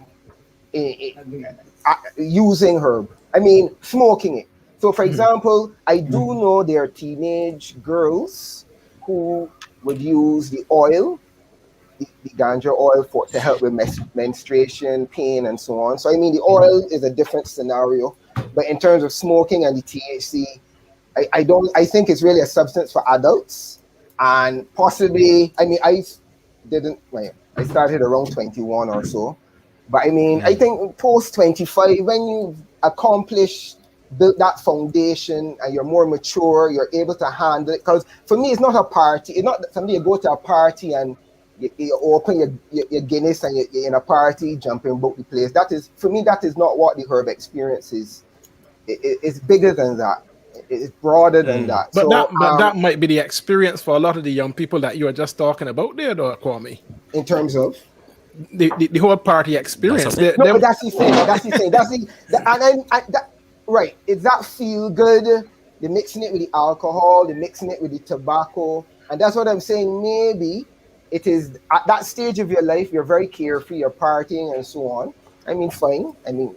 But I'm just thinking that is not where the herb experience should be. It's a more fulfilling, holistic, inspiring type of experience, I think. Just on that point, Kwame, your concern with young people using it is more about maturity from a self-discipline perspective, or is it from an actual biologically as well? So for example, I would have watched Sanjay Gupta, albeit CNN and the US propaganda media, and I guess Marcus might jump out at me for this, but in any case, he actually had some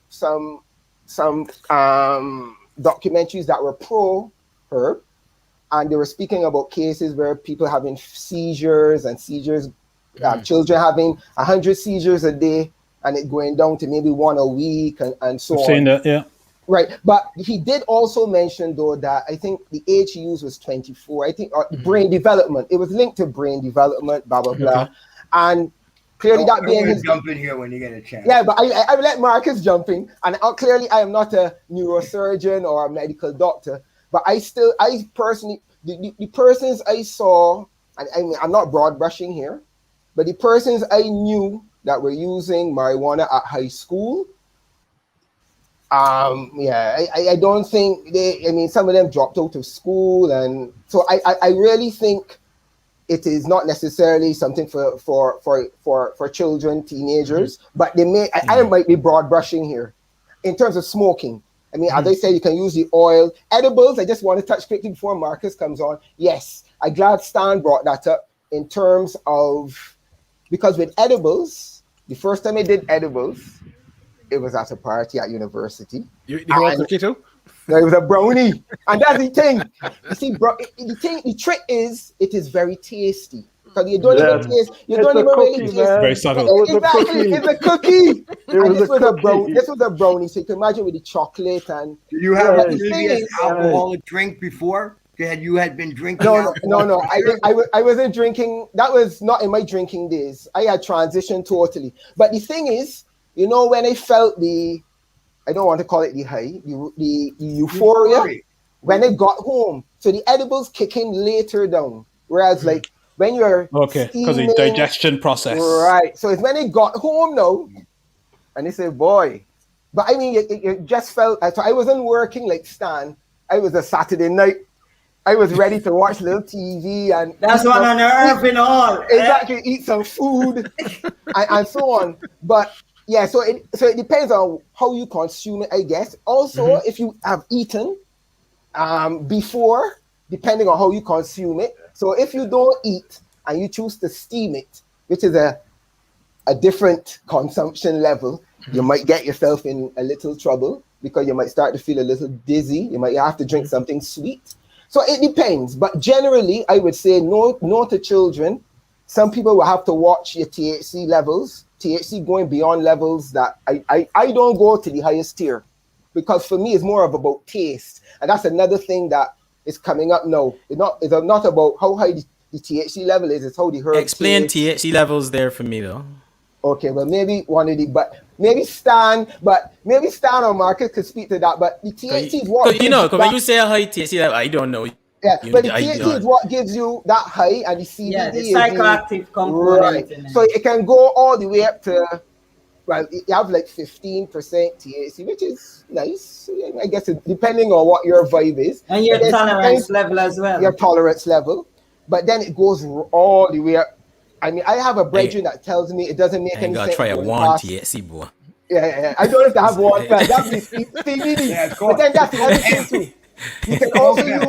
You can also use CBD. They have CBD flowers now where there's limited THC. That doesn't make you feel the high, but it makes you feel relaxed from what I gather. And so those that are fussy about whether your head will get messed up can just use CBD flowers. Yeah.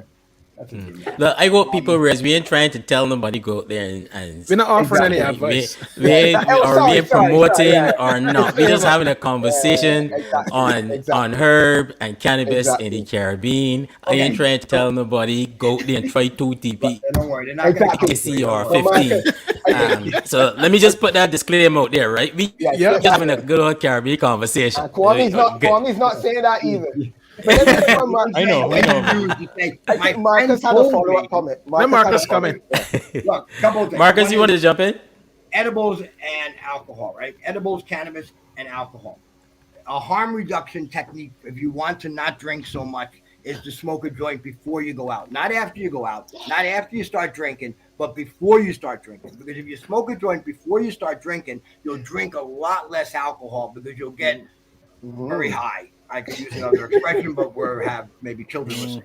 So that's one thing, right? 2, I believe that most of the adverse reactions that come from edibles that go to end up in the emergency room in A&E is because they were at a party and they were already drinking, and then they got an edible and they got really mashed up, right? I think that's a major, especially in the party circumstance where alcohol is pervasive, right? Okay, those two things. Initiation, when people start smoking cannabis. I've interviewed a number of Rastafarian families over the last 20 years about when their kids start smoking, right? And how they manage that. And I had managed 3 teenagers, right, in this whole process myself. And it was fascinating because often there would be a discussion about the head, right? The characters, Stan, you know, their head. And this one, that their head is good and they can, you know, it's not a big deal and they can start earlier. This one maybe shouldn't smoke at all because, you know, that like Vicky said, you know, somebody in the family. We all got somebody in the family. I had I had a psychiatrist, a psychologist in the BVI, a Tortolan woman who studied abroad and came home, who told me that she believes that we have a higher incidence of psychiatric issues associated with cannabis because we're closer genetically than a lot of other places, right? And that reinforcement, plus we don't always know our great aunt who was a little, you know, and we haven't gotten to the point where we're really identifying our relatives as having mental health issues. We just say that they're special or weird or don't let them go near Uncle Harry, you know, something like that, right? And so, you know, this is part of where we're going with universal health care and universal psychiatric care, so we can identify people and help people that know. Like, I think that any young person who gravitates to, I started smoking cannabis when I was 13. I was severely abused.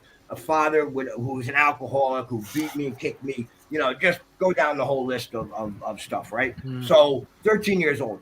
I truly believe that when young people gravitate to cannabis, they are dealing with the traumas in their life, because why aren't other people doing it, right? Yeah. It's the same. Everybody lives on the same block. Interesting point. You know, in the same family, you've got people who are gumbies, to use the colloquial, and people who are engineers, right?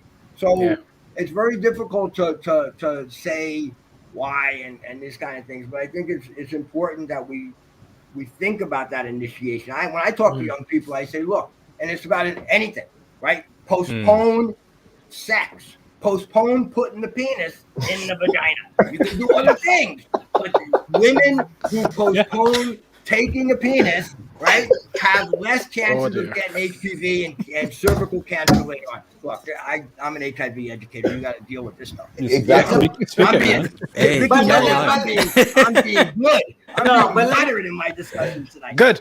Keep it there. No, I think this is great. No, I think this is really good. I think this is actually quite good, actually. So what you're talking about is discipline. That's what you're talking about. So your kids are not going to not have sex. They're not going to not use drugs. They're not going to not drink alcohol. How can you manage that in a way that makes it a successful? We don't have a drinking age in St. Lucia, right? I used to go to the club with my kids. My daughter, my youngest, was 14. I would go there. I'd sit in the back of the place. I'd have a wine. They would drink. They would have fun. And I would make sure that nobody took advantage of them, and I would gather them home and maybe hold their hair when they vomited. But they learned about. But let me jump in. Let me jump in and what Marcus Go, Vicky. Because that's true. A lot. So for Jamaica, cannabis, as Marcus said, if you can go to a corner shop or stall and buy it. Before every little, you can find it. So, and kids have access to this. Now, it is how in my own family, we had, as I said, we have cannabis smokers, and it's the initiation, because when growing up as a teenager, so I couldn't go to where my uncle, Rastafarian uncle and aunt were smoking. That's not your territory. You're supposed to be in there, inside the house with the other kids. But then when you got to that age, it became we look forward to that adult transition. Your time now. Oh God, that was a transition. You would step out there and now you were the one running the other kids in. So it became a manage, and we can't discount parenting. Oftentimes I hear, we can't with kids. Kids have. where are the parents? There is parenting. There's a role for the family that we talk about. So you manage that. The Rastafarian community has that well. A lot of children grow up there, but as Kwame said, you don't find them smoking, and the herb is in the kitchen. They dare not touch it because it is managed and it is not being told, don't touch. The minute my parents want me to touch something, tell me don't touch it. Tell me don't touch it. Let me Good point, Vicky. let me jump in on that. How many children from Rasta families get in trouble in school? I've had numerous principals tell me that they're the best, well-mannered, study, never to use cannabis, don't bring drugs to school, don't mess around like that, coming out of these homes. And how many people you see in the ministries in these kind of places with their heads wrapped up because they came out of households like that. I think that, it's the opposite of the kind of projection that we have on that community. And part of it is that managing their life around cannabis and making sure that it's not a negative experience, that they're using someplace, they don't know what's in the joint, they bought it from somebody and you're putting it in a corner without family guidance. Absolutely. I think, parents have a great responsibility because you should know your children. You should have a relationship with your children. And you should be honest and educate your children. Right? And I guess, that's where Vicky and Marcus are coming from. I mean, if you talk to them, if you're straight with them, if you're upright with them, and they would see that, and they would trust you, and you would trust them. Okay. It's important also that we look at the stage of development, because as people grow, as children grow from one stage to the next, right, the systems are still developing, and you don't want any unnecessary additives like you have in food, any drug that doesn't belong in there, or any drug that's too much, disturbing the whole function, the whole process, because the next thing you wind up with something else. So it's important to have a good relationship with the children, to be honest with them, to speak to them as as human beings. All right. I grew up at a time when children were supposed to be heard. I mean, supposed to be seen, not heard. Seen and not heard. Seen and not heard. But in this day and age, we need to talk to our children. We need to level with them. We need to be honest with them, because they will see that. They would see that, and they'll see it on social media. Exactly. So you have to have that relationship, and you have to know your children, and you have to know the development. I was just reflecting a bit on my childhood, because I've never had the desire to take any sort of drug or have a psychedelic effect or even drink alcohol growing up. I drink alcohol. I've never been drunk, right? Okay. Kwame, I'll disclose it now. Kwame and I, we sort of grew up in school together. We went to school together. So Kwame, pre who you see here now. I ain't sure how you. I didn't know how you try to compare him. Anyway, but I've never had that. There's three things. Growing up in a Christian family, that continues to be my faith as a Christian. Connection is one thing. I've never felt as though I had a need or a loss of connection. I think sometimes when you don't feel connected around you might need to lean into some sort of addiction or dependency. The other is escapism, and Marcus talked about trauma. If you are faced in trauma, right, then you will need escapism. You will feel the need to go into escapism. And then the third thing there is anticipation. I have an interesting story with that there. I think anticipation is a real addiction. And I remember some time ago I was away with work. I always wondered why people gambled, right? And I just happened to be in a room with a lot of slot machines. And I said, let me have a go. And I just kept going. I could not stop.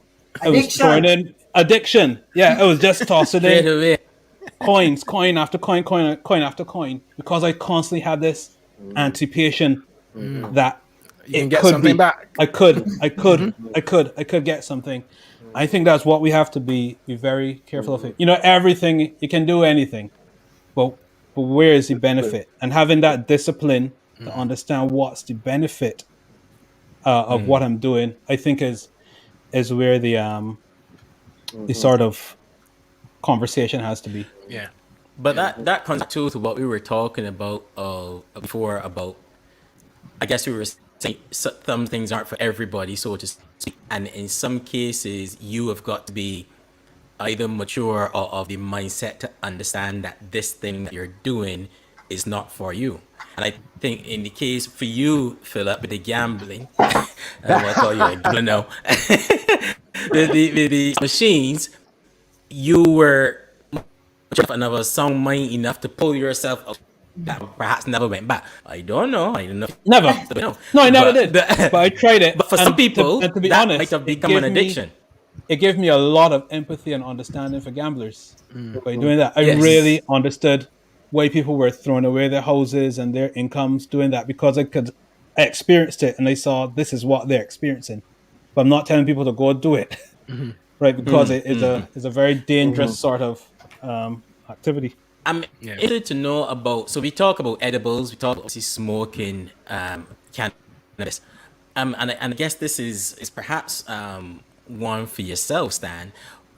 What other things do you do with cannabis, or can you do? And then what are some of the benefits of these other things as well? Well, for me, and what aspects of the plant can you use to do whatever, the tea, oils that we spoke about as well? What other things? You can use the entire plant. Period. First of all, starting with the roots, as I mentioned before, it goes deep down into the soil and brings nutrients up to the topsoil. Okay, you plant your cannabis in between your tomatoes or whatever, and pests don't touch them, because pests do not go after those plants. Okay, leaves also, you can make tea out of them, right? The oil is what really interests me, because you talk about omega-3 and omega-6 and omega-9 and all this other stuff, and you have to go to one oil to the next oil to get to the other oil to get all of these three. But with hemp seed oil, it has proper proportion between omega-3, omega-6, and omega-9.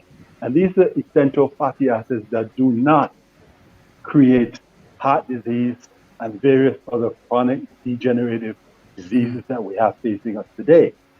And having, when you do stuff like that, that actually heals the body. Okay, so not to mention the fiber from the plant can make sails, can make rope. Now, rope made from nylon stretches. Rope made from hemp fiber doesn't. So it's sturdier. And any seaman, any salesman, any sailor would tell you they prefer their sails and their rope to be made from hemp material. Okay, and the paper, when it comes to making paper from that, you have there's I think it's about 70% cellulose. Okay, and that cellulose is what you can use. Okay, however, with the tree paper, it only has about 25 or 50 or 20% of cellulose. The rest of the material has to be extracted by some really, some really nasty cleansers. Chlorine. Level chemistry, they know, Kwame. Yeah, 1-to-1. Bleach and chlorine is what they use to whiten the paper. Okay, and you don't necessarily have to do that with hemp. And not to mention, you get linen. Linen comes from the hemp, and that's a piece of clothing that you wear that I advise everybody to wear natural clothing, either cotton or linen. Yeah. So one of the things, Stan, we have been able to get from our dispensary is we have a very strong protein powder from the hemp protein powder. Go. Yeah. Yep. So it's an excellent plant. It's an excellent plant. I mean, it's a herb that heals the body. Okay, it's a herb that heals the body and protects your produce that you planted from pests. All right. So, but today you have a corn that's actually a pesticide. You grow the corn, the plant, the pests eat the corn, and they die because the pesticide is in the DNA of the corn.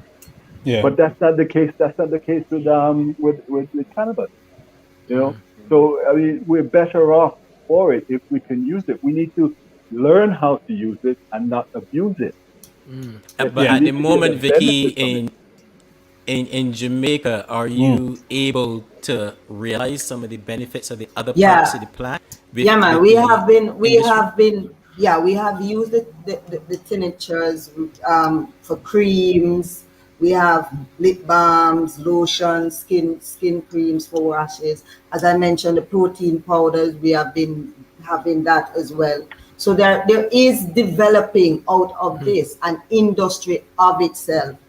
Yesterday, I visited an extraction plant that is being set up in Kingston here to extract some of these. And the plant, we were extracting the cannabis oil, mixing it with coconut oil, with beeswax to make lotions and creams. So you have an emerging industry that is coming out of this plant and different products. So it's outside of just the smoking and the edibles. Your medicinal products, Medicanja with Dr. Lowe. Medicanja has been doing significant research with hemp and fever grass, so we call it, and different herbs and spices here. Well, I do hope that, you know, as we emerge out of the global pandemic, that we would see and seize the new opportunity around the industry, because from listening to the conversation, there the Caribbean has so many non-communicable diseases that we potentially could address if we adjust our relationship with this herb. So let's try and bring it home. And let's get some final words then. Well, okay, but let's start with you, Kwame. Go ahead. Okay. Yeah, go ahead, Kwame. My final word is let's look at it as a plant. Let's look at it. It's a very beautiful plant, by the way. I mean, we don't know that because we only see in pictures. Very beautiful plant. Obviously, what we use is the flowering plant, which is the female plant. So let's just look at it like that. So the drug perspective and the addiction. I mean, some other perspectives might have a concern about that, but I think it's going to be difficult. From the time we were born, we were hearing, don't go to the block because this body mad and the dirty head Rasta man, and so we have to try. Let's try and I don't know. Narrative. Erase that narrative. If we choose to, because if we don't choose to, I'm not convincing anybody to. My job here is not to convince, because it'll just be more for me. Whether you use it or not is really up to you. But my thing is, if I want to use it, I should be able to use it. That's it. So whoever says a gateway machine, fine. That is a perspective. If you want that perspective, fine. But let's look at it as a plant, and that's where we'll end my discussion. Excellent, excellent. Marcus, what about yourself? Any final words on cannabis itself? Cannabis is good medicine, and if you can't get it legally, you should try to get it. And if you can make your own oil, and you can read about it on the internet, and a lot of people are having very good effect from it. And there's absolutely no medication that you get prescribed by your physician that would be problematic if you use cannabis also. Wow. So there's no problem with interaction. Okay. Awesome. Indeed. Stan, Vicky, we can leave final word for you. But Stan? Yeah. No. Okay, Stan. Me? Okay. Yeah. We need to remind ourselves where the attitude that we have about cannabis comes from. It comes from a racist orientation. It comes from nasty propaganda. All right? It's colonial. We need to get rid of that. We need to get out of that head. The other thing is medical marijuana. Okay? What is that? Now, if Mark or Phil or Vicky decides to start making linen from that, is it going to be fabric marijuana? if Kwame decides, and I don't know if he wants to go into partnership with Martha, but if he decides to make, let's say, rope and sails and stuff, is that going to be like a boating marijuana. So what are you telling me about medical marijuana? It's a gimmick, man. And it's always been there for us to use. It's been in the pharmacopoeia since the 1840s. And now you're telling me like this is this new thing? Wow. Well, we knew about marijuana way before you came up with this medical marijuana stuff. Excellent. And we need to put things in perspective. We need to know where our history is coming from and where we need to go.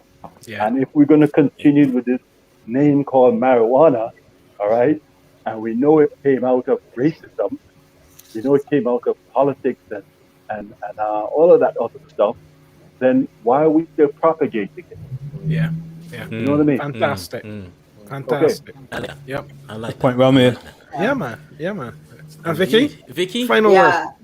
For me, I'm glad for this discussion at a Caribbean level. I want us to keep it at that level also, to look at it as not a sole, an individual country. I think we can do good with this industry as a CARICOM.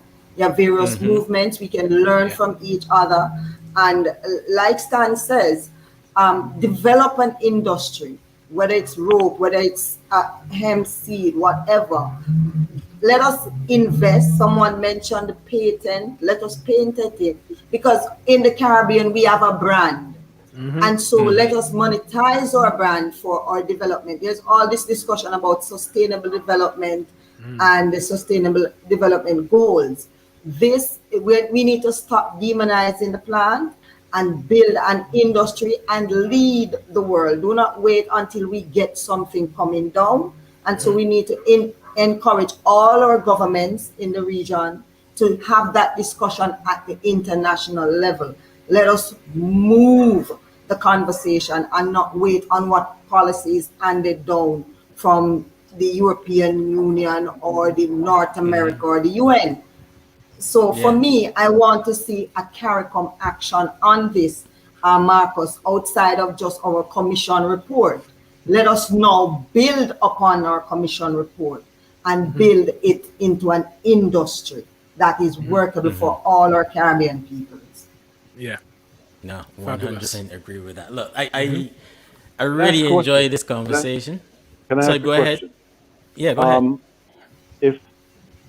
If we were biased in the way we are talking, is the other side biased? You know, everybody has a bias. I am biased. I am biased. You speak You understand what I'm saying? You understand where I'm coming from? Don't we need different perspectives? Do we need to hear just one side? No, we needed somebody. We needed somebody for that one side real? Is that one side unbiased, unpartial, unpolitical, uneconomical, unracist? You know, read the comments in the CARICOM cannabis report about people who came there speaking adversely about cannabis. And basically in the report, it said that we had a number of people who came and none of them spoke from a scientific point of view, that it was just basically either morality or it was a regurgitation of the anti-drug message that they've heard for the last 40 years. But literally, you know, there was no scientific basis for presented against cannabis. And basically, I mean, from my perspective, I speak from a scientific perspective. You can Google me and my papers are on academic edu and you can read them. And that's where I'm coming from. So, you know, am I biased? I believe cannabis is good medicine. So that's it. And the science, that's true. Science has said that. And from my personal experience, my professional experience as a naturopath who see clients, okay, these are some of the things that I recommend. Unfortunately, I don't think naturopaths and herbalists would be given the authority to dispense medical. No, they don't classify as scientific. Do you understand? Exactly. So is that bias? Am I being biased? Or what we had years and years of their side. What's wrong with us? And that's a good point. And that's a good point. I think that's a good point. I think what we set about to do here this evening is to raise the level of discussion, try and stroke some broad understanding, because we've had 40 years of the other side. So I'm satisfied with the conversation. Actually, I'm quite pleased. I wouldn't even want to call it. We had it. I would say we had a long time of a perspective. Yes. That guided us in a specific direction. Yeah. And now there's a conversation abroad. To me, this conversation broadens it as opposed to put for the bias. Where I'm concerned, So to me, that's what the conversation is today. And me personally, the years I would have been in the camp of no, don't legalize the herb. People gonna go mad, all this kind of stuff, and that would have been me for a long time. Grew up in church and what's not, and it would have been no. Again, this is not good. This, from a morality perspective, not right. As I've gotten old and understand a little bit more, you go like, actually, I don't understand. This is not the same as cooking heroin or cooking this or cooking that or cooking the next or the third. It's something different. And people, and it's lots of different uses as well, and that kind of thing. So I think this helps broaden the conversation. Absolutely. That's what I was saying. Hey, look, Mark Ray, But look, guys, look, thank you so much for joining today. I learned so much today in this conversation. Fabulous. From everyone's expertise, from everyone's not just expertise, but experience and journeys. And Kwame, thank you so much for sharing your journey so openly as well. So I thank you so much for that. And Vicky, thank you for coming in and just giving us your perspective on what's happening in Jamaica, as well as elevating the conversation. Stan, from a naturopath perspective and your research perspective as well. Thank you so much for that as well. It was really good listening to that and hearing and understanding and just learning a lot about that as well. And Marcus, from your research, I want to really appreciate that. I'm going to Google some of your papers and stuff. So you should send us the link as well. Let's put the link to some of your stuff on our Facebook page, so people can just go and read and just see what's out there, because there's a lot of stuff out there that doesn't necessarily all filter through in the media, depending on which perspective whichever media outlet wants to give for whatever reason at any given time. So guys, thank you so much for joining us today in the living room. It's been a pleasure having you guys. Thank you. Take care. Be safe. Indeed. Stay safe. Yeah. Right.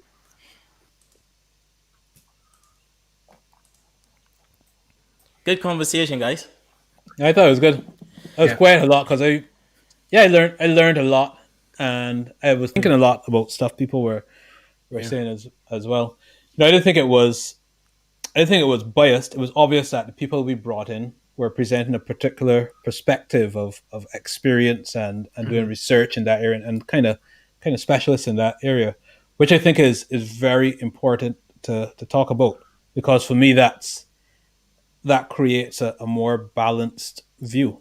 And my perspective on things when it comes to addiction and antisocial behavior as well. That doesn't start with the drug. That starts with the need and desire and the emptiness that a person has that would cause them to need to abuse a drug or some sort of substance in order to get escapism or connect with peers or feel a longing and desire, even a spiritual desire as well. But I think I like where the discussion went and where it landed in terms of looking at the entire plant, the herb that's growing, and their opportunities and benefits there. And as Kwame pointed out, there's also the aesthetics of it as well. Yeah, I really, and like you, I wanted to just listen a lot, actually, because I felt in trying to understand what we are hearing and how you're positioning that against the historic narrative, there's some really important understanding to go into. So I really appreciated their perspectives and really do respect them and found it quite valuable. I think the thing for me also that stood out is, when you're doing these shows, you got to do so much research to try and understand. And this was an area that I didn't really know a lot about. So I just started to do a lot more reading. And one of the things that fascinated me was how Canada decriminalized this whole area in 2018. And I think made something like $850 million around this whole medicinal conversation. And I thought to myself, well, if CARICOM can get its act right, there's a potential industry here that could serve us quite well to rebound from the pandemic, because we need something to cling to. But again, the point I was making in the show around the conservative nature of our societies and the politics, that's where I think some of the challenges will reside, because the politicians might not be keen to kick against some of that.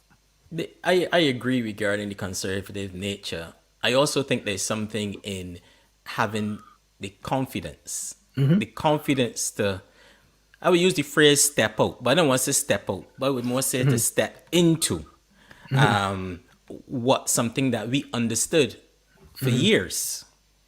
But for whatever reason, well, I understand the economics of it all and interlocking banking systems and all that kind of stuff and potential for sanctions and that kind of thing. So we allowed ourselves to be kept down from moving forward with something that we understood before. But now I think there's a time that says, and this is where from a CARICOM level it needs to happen, that we need to be able to step into something. Because as you say, Canada decriminalized for a long time ago. Amsterdam, I mean, shoot, I can go to Amsterdam and probably pick up anything that I could think about for the longest while. And you don't see any sanctions and all kind of stuff going on there with Amsterdam. And some other countries in Eastern Europe as well, and Western Europe also have taken it upon themselves to go in a direction based on where they see their societies are going. And in some cases, to capitalize on an industry as well. Just with Amsterdam, but just with places like Amsterdam, you still have problems there, I remember. The issue in problems. I know there will always be problems. There's problems with people. Someone said people overusing Panadols. There's problems with people overusing counted drugs. So I'm not saying they're not problems, of course. Yeah. I remember visiting there and I was in a taxi and the taxi driver told me so often he's have to pick up young people and ask them where they stay and they just don't have a clue. Or people falling into the river, that sort of stuff. And again, it's that there are two different stories. There's that, do we have a social problem with addiction? And how do we make good use of a plant that we have that seems to thrive in our culture? And in our culture, in our environment. No. I'm with you there. But it was a real fascinating conversation. I really, really, really enjoyed it. Yeah. And guys, thank you so much for staying with us for the better part of 2 hours. Hope you guys enjoyed the conversation. As usual, follow us on YouTube, on Facebook, on Instagram, on Twitter, We Global or We Global Media. Follow us, hit share as well to this conversation. Your network weren't able to benefit from the live conversation, but I'm sure they would enjoy rewatching it as well on the replay on Facebook or on YouTube as well. So do us a favor and hit share and bring a whole bunch of people into the conversation. Next week, a very good week. What we're going to have? We're going to have a Legends in the Living Room series next week. And I'm excited for that. We're going to have someone amazing from the Caribbean that we're going to just have a good conversation with next week. So it's going to be good. We also have a new football show, Mark. You got a show out? That's it. Latest show was put out yesterday, I think Friday night. He never even asked me to be in it. No problem. In fact, we might put you on the next one and see what coaching tips you could bring, Be your best show ever. Latest football show is on our YouTube channel. So have a watch of that before tonight coming out this week as well. So look forward to that coming out this week also. It's always a pleasure having you guys with us. Thank you so much. And as usual, until next time. How many want that cookies there, man? Oh, for sure. Don't eat all.